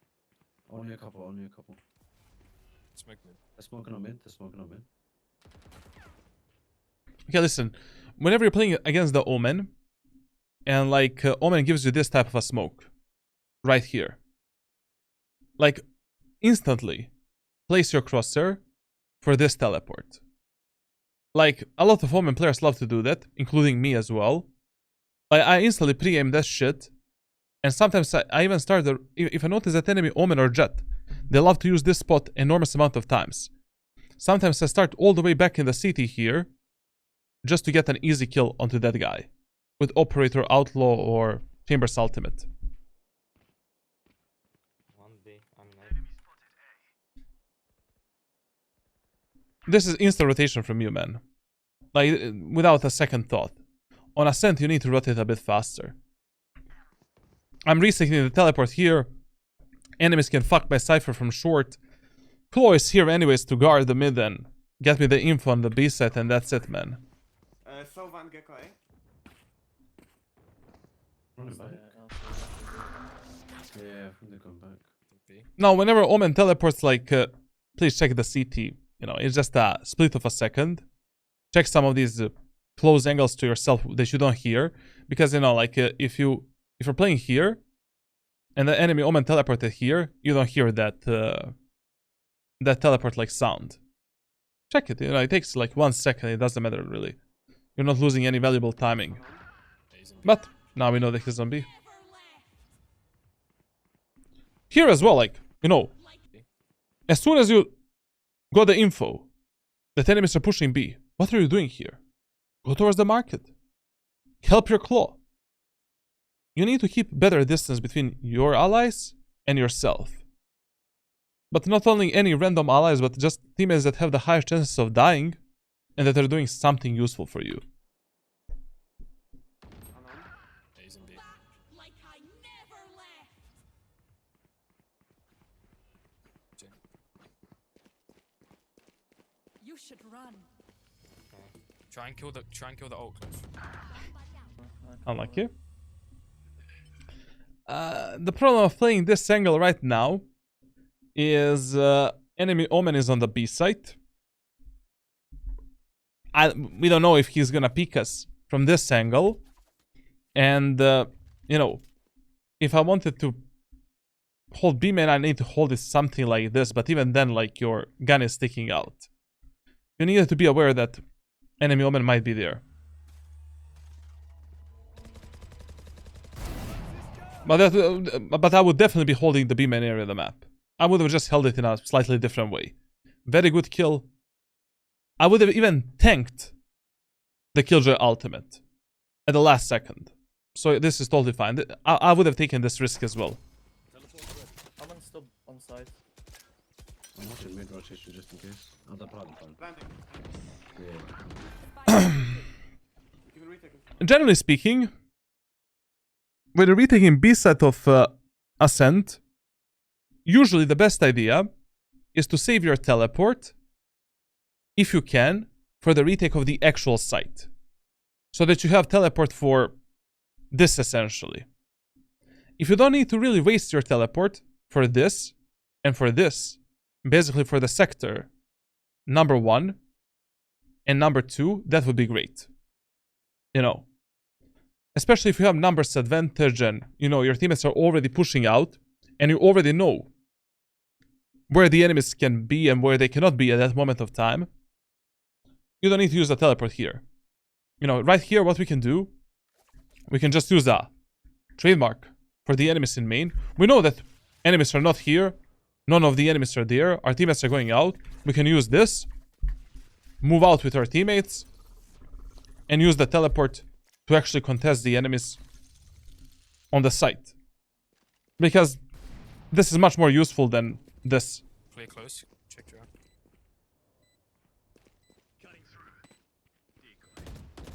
And here, like, there is no fucking way that I wouldn't use the trademark to reveal that Sova in the B main. Like, you definitely need to start using that a bit more. Like, you kind of forget about your utility. Leave it on the map and... even when you pick it up, you're not really using it. Here, before anyone goes out, I need to get the information there. And a benefit of playing Chamber with a trademark is, you know, I don't need to peek first.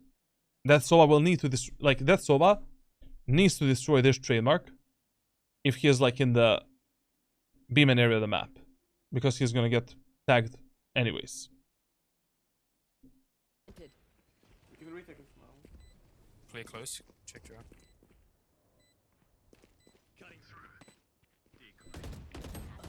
105. Ah.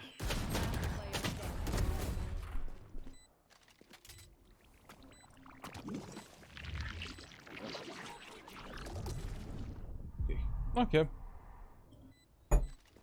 Okay. So on this retake, number 1, we should have used our teleport. Like when we were retaking the B set of Ascent, primarily try to use the teleport for the retake of the actual site, and not for the retake of the sector number 1 and number 2, if possible.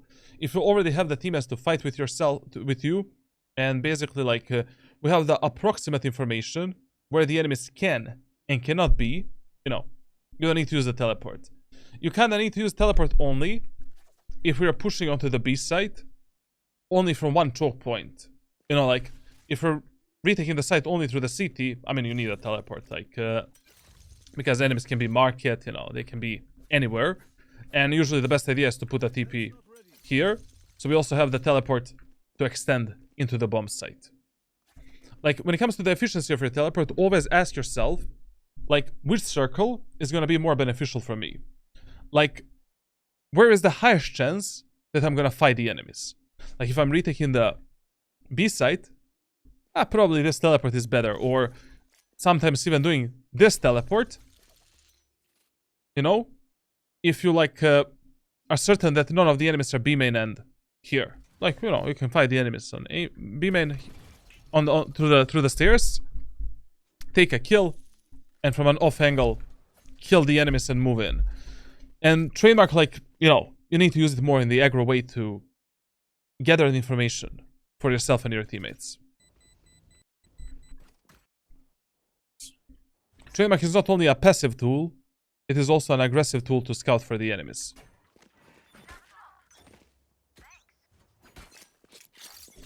That's a good spot. Okay.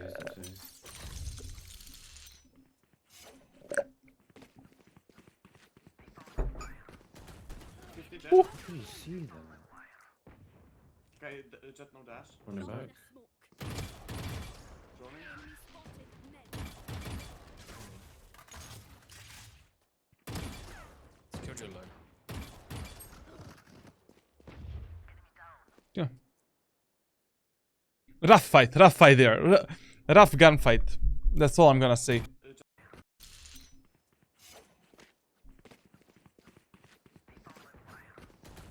I mean, if this Killjoy already started shooting at your teammate, you know, from that position, I don't know why you didn't use your teleport, like, to close the gap with that Killjoy. Tell your claw to peek together and just kill her like this with full safety. But okay, I mean, you decided. See them. See the bad jump spotting?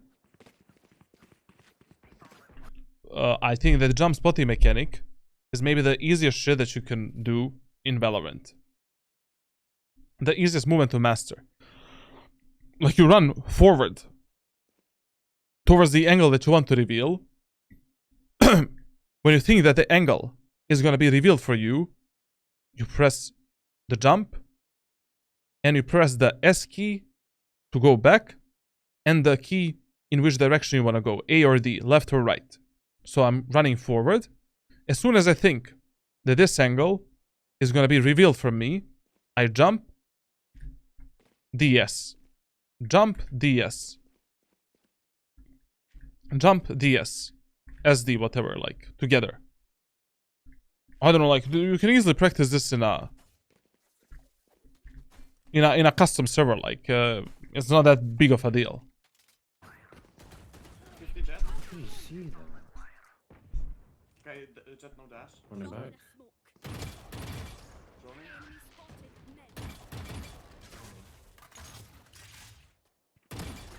Mid. Killjoy low.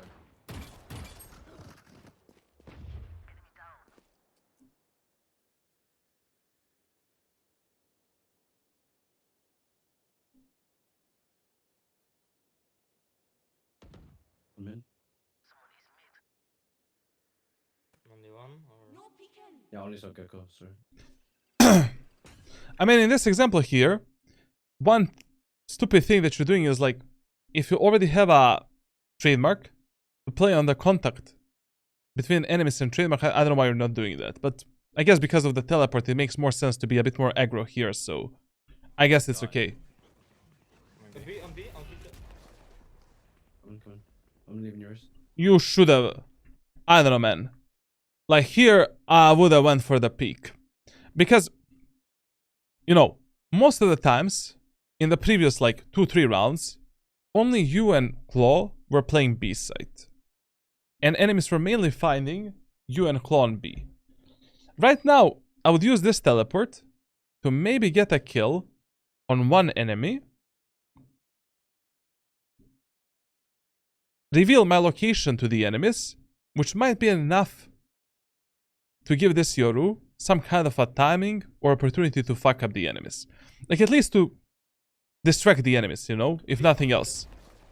I had first round flashbacks. I'm leaving yours. Fuck the flashbacks, man. Like, now your Yoru is gonna have a flashback in the head, you know? Dead as fuck. we needed to do something here. Like you cannot just sell that ally at the backside for nothing.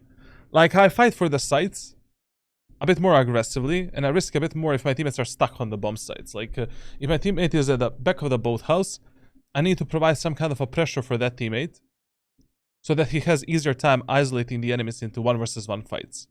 And when you have a chamber with a teleport, I mean, like, you can always go for a small fight, one burst fire, one, like, bullet, and then go back. Spike planted. Oh my. Aye, that's...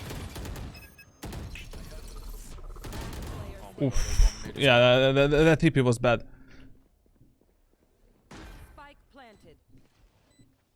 Okay, I mean, like, unlucky, but listen. You know, first of all, when you were going for this retake, Spike planted. why the fuck did you go alone? Like, wait. Okay, now we sold the Yoru. Let's wait for our teammates. Like, another very common mistake of players in Valorant. Look at the minimap. When you're going for the retakes, and wait for your teammates to connect with you. Like, you know, Cypher and Raze are here. They're not able to assist you in any way. You're pushing wide open, overly exposed, from like millions of different angles from which enemies can kill you at that moment of time. Wait a bit. You know, let the Cypher and Raze first clear some of these initial angles, and then on their contact, you can swing from the smoke with the teleport. Maybe clear this angle, this angle, this angle, and move out. Minimap awareness minus 9,000. Kinda, man, like. Oh my. And this teleport here was impossible because, you know, you already heard a guy getting triggered by the trademark on mid. And also, like, I mean, the Sova was literally having the full line of sight onto you. Which is like a. And you said they're coming out, I didn't know they can't.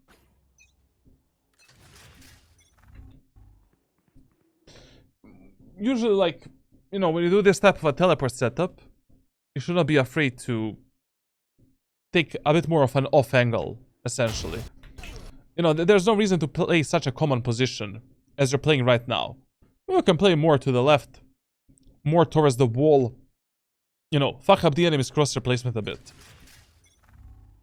I mean, if you already want to hold this angle statically, or by jiggle peeking it, I don't know why would you put a teleport here. You know, just put it somewhere, like here, or in the market. Is the same effect. And, you know, you cannot hold this angle like this because of the enemy speaker's advantage and angle perception advantage / disadvantage. Like, when we're holding this common position in the beam and area of Ascent, we always need to pull ourselves away from this wall as much as possible. And this is how we hold this angle. Going in and out, or holding it as tight as our reaction time allows us to delete one enemy and get the fuck out. But if you want to aggress the enemies, like we use this TP, then we can take a bit more of an off angle, or maybe go all the way here and hold this position and then maybe swing the enemies. Like, that's the purpose of this of this teleport. One more B, man. Aim in clear. Jump spot? Jump spot? Oh, never mind, they're already out. Is it? Yeah, Jamal just sent the article. And please, for the love of God, from now on, build up the habit. I teleport, I pick up the teleport. I teleport, I pick up the teleport. Write that down on some piece of paper and put it on your monitor. Like, you know, there's a lot of times where you just leave your utility on the map. Here you know that both of the enemies are pushing through beaming. Reset your teleport, reset your trademark. Maybe they're gonna be useful at some point. Dinked. Yeah, probably on site. Trying to plant. And here I really don't understand why you didn't destroy the Gecko's ultimate. You don't need to fight alone. You have 4 teammates alive. Why risk it? I mean, we're obviously gonna win this round. But why do you want to destroy your economy, your team's economy, and to give the enemy Gecko 2 free ultimate points? Like, Gecko gets the spike plant, kill on you, and a death. And maybe a potential 1 or 2 more kills. Which is building his ultimate for the last round. Why? Kill the wingman, deny the spike plant, play with the Cypher and Claw, kill the Gecko without any casualties. I mean, right now Gecko didn't kill you. But if he was any better, that would have been the result. In the half. I think I'm Back. working, so I might be better to get shafted on B. It's just a stupid, like, unnecessary play. Like, another reason why I'm really focused on winning my rounds with the least amount of casualties possible is because of the ultimates in the game. I don't want to feed the enemies with the ultimate if I don't need to. Why would I ever do that? Feeding a Gecko, Killjoy, Breach with the ultimate points is just stupid. Split line. Okay, this TP setup is okay. It can work. Like, just the problem is on Ascent, there should almost never be a moment of time where you're starting on a bomb site and you're playing this passively. Especially when the main playstyle of the enemies is just pushing S5. Like, we don't want to allow the enemies to get all the way here and all the way here simply by shifting. At least you should be jump spotting the enemies, jiggle picking the enemies. You don't need to commit to the fight, you just go for 1 bullet, 2 bullets, 3 bullets and get the fuck out. Or maybe holding a very tight pixel angle for information. But there should never be a moment of time where you're alone on the B side. You're starting here with this TP setup. You're gonna get stomped on the site, alone. And your teammates are gonna get the information that the enemies are pushing through B side when the enemies are here. Instead of getting that information already here. That some of the enemies are in the B-main area of the map. Like, okay, like, what you can do is, like, we can put a teleport here, no problem. We can put a trademark, you know, for the B-main area of the map, because we have a tripwires there. And the trademark for the B-main should always be here, towards this wall, like this. And then, after we get the contact with the enemies, in the B-main area of the map, we can reposition it into this cover. When the enemies are going out, trademark is gonna kill one of the enemies. We peek up, we take a kill, we teleport back into the site, reset the teleport, and then we can try to find more kills. We need, yeah, and bait some utility as well, yeah. Like that's another purpose of taking more space from the enemies. Like, you cannot play super passively on site unless you have some really good idea how you can fuck up the enemies, counter them, and maybe kill like 1-2 of them while staying alive. Like, there's a lot of times where if I'm playing alone on the A side and I think enemies are gonna go A, like, what I love to do is, like, I simply put a trademark for A short or A main.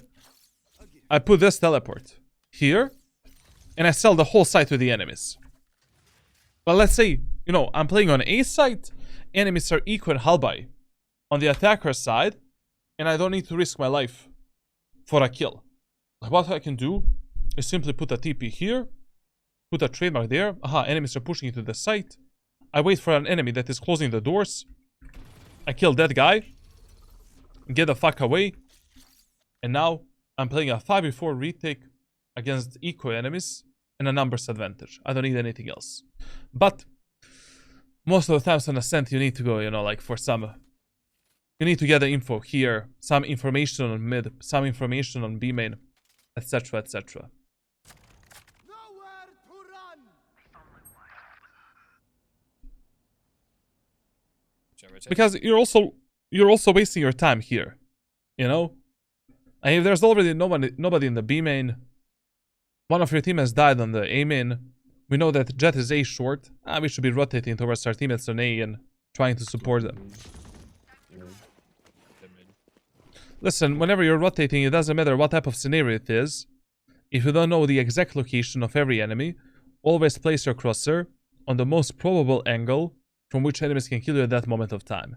Right now, that most probable angle is the B main area of the map, and that is where our crosshair should be at this moment of time. Should I rotate? Yeah, smoking green.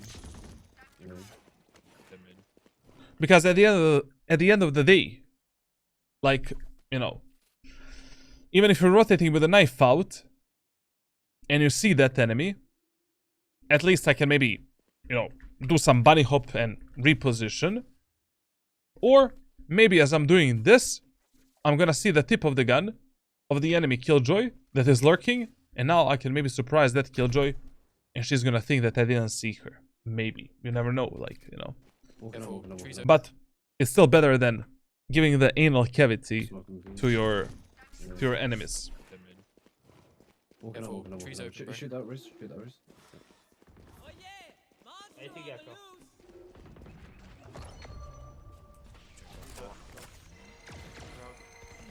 And in this scenario, it is absolutely fine that he left the trademark for the mid because who knows? Maybe this Killjoy is gonna lurk through mid, so it's okay. Like, if you don't have the info about all of the enemies, then you can leave your trademarks on the map, obviously. Okay. Enemy remaining. Fuck, Jen. I'm hiding, I'm hiding, I'm hiding. Okay. Okay. He was pushing. Okay. Not bad. I don't know. I think. Oh, sorry for that. I don't know. My Discord is weird. I think that on the defender side, you're way too passive. You can play slightly more aggressive with Chamber. You can have slightly better and more interesting setups, TP setups and trademark setups. You can be resetting your teleport and trademarks a lot often, basically a lot more. Like whenever you teleport, reset the teleport. Whenever a trademark is not useful anymore, take it with yourself for the retake of the bomb sites. I think that you can fight enemies in a bit smarter way when it comes to your angle holding and, you know, when it comes to all of the game mechanics in Valorant, like angle perception advantage, raw angle advantage, and peekers advantage. Also, like, maybe you can try abusing some of the elevated positions when you're playing on the bomb sites and, you know, fucking up the enemies from those positions.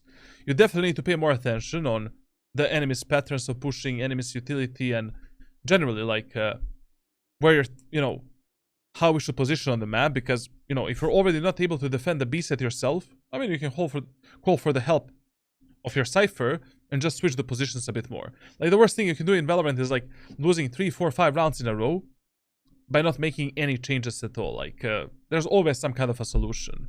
At the end of the day, stacking the bomb sets is fine. When it comes to, like, your general positioning on the map, I don't know, man. You know, I feel that you're trusting your teammates a lot. And you should definitely, like, try to like, position yourself a lot more often to counter the enemies. Hey, when was the last time you hit Radiant?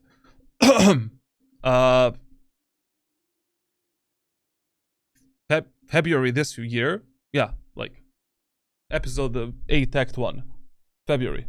Okay, now attacker side of Ascent is a bit more cancerous for Chamber than the defender side, because, like, there's not a lot of things that you can actually do to support your teammates and to actually, like, you know, execute the bomb sites. That's why, like, as soon as you find opportunities to lurk, flank, and potentially, you know, get some solo fights with the enemies with your teleport ability, you should definitely do it. Let's continue with the attacker side of Ascent. So, Ascent attack. Listen here. How do we decide what to push in the first round? Our default bomb site and #1 priority is A. Our secondary priority is mid. Third priority B. So basically, in the first 3 to 5 rounds on the attacker side, we want to mainly focus on testing the enemies on A, testing the enemies on mid, and then using the B site as the last resort. But team compositions decide quite a lot what you can and what you cannot do. So, right now, enemies have Killjoy. That one sentinel that enemies have on a defender side of Ascent will most of the times play on the B side. Even if he, she, whatever, play on A side, it doesn't matter. We can easily dodge the enemy's killjoy utility if we're pushing A side, and A pushes are a lot cleaner than the B pushes. So when enemies have 0 or 1 sentinel in their team composition, 5-man push onto the A side 3 rounds in a row, creating an unpredictable pattern of pushing, where in the 4th round, we can easily fake A side with 1 initiator and maybe a controller, and then push into the free bomb site on B. That is generally the best pattern of pushing in ranked solo queue. Essentially, hitting the A site, hitting 1 bomb site 3 rounds in a row, and then in a 4th round, faking that site, pushing the opposite part of the map. Now, there is absolutely no way that against this team composition, I would contest the enemies in B main or mid in the 1st round. If I was playing this game, I would just tell my teammates, hey guys, let's do a 5-man push on A. And with a chamber, if you have a secondary sentinel, so basically killjoy or cypher with yourself, go with a classic pistol, light shield, and 4 headhunters. That's it. If you are the main sentinel in your team, then I don't know. You know, you can risk it a bit more, like maybe go for like a light shield, 2 headhunters, and a trademark. You can also go with a ghost, trademark and headhunter. You can also go with a only headhunters and a trademark. My personal preference on Ascent is always a light shield,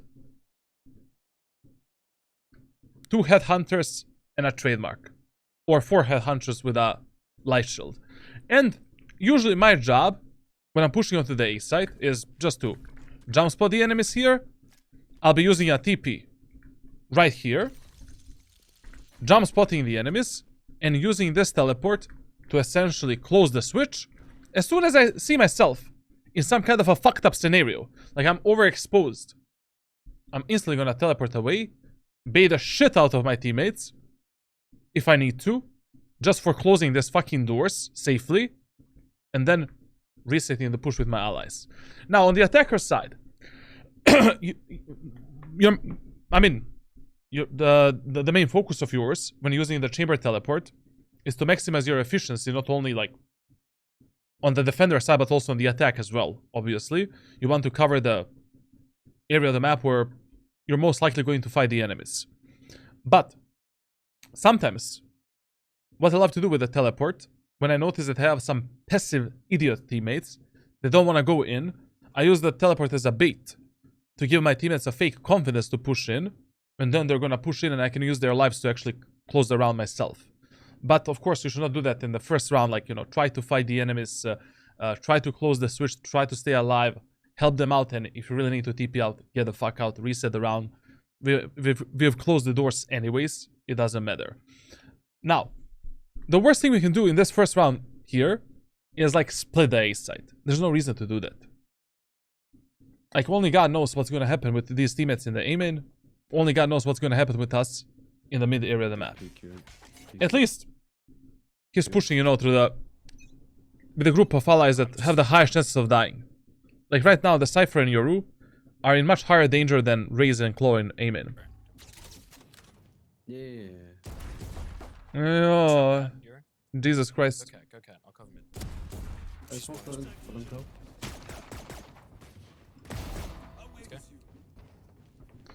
Listen, when it comes to your mechanical skill, after this VOD review, I'm just gonna give you some of my training examples and that's it.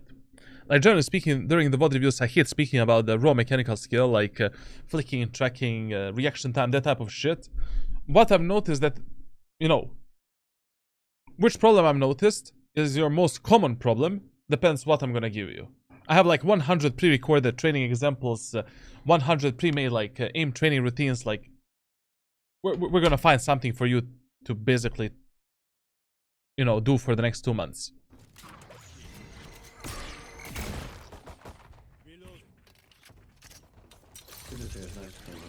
That teleport there is an interesting one. Okay, first of all, listen. Very rarely almost never, I would recommend you to swing the top mid like this. Like literally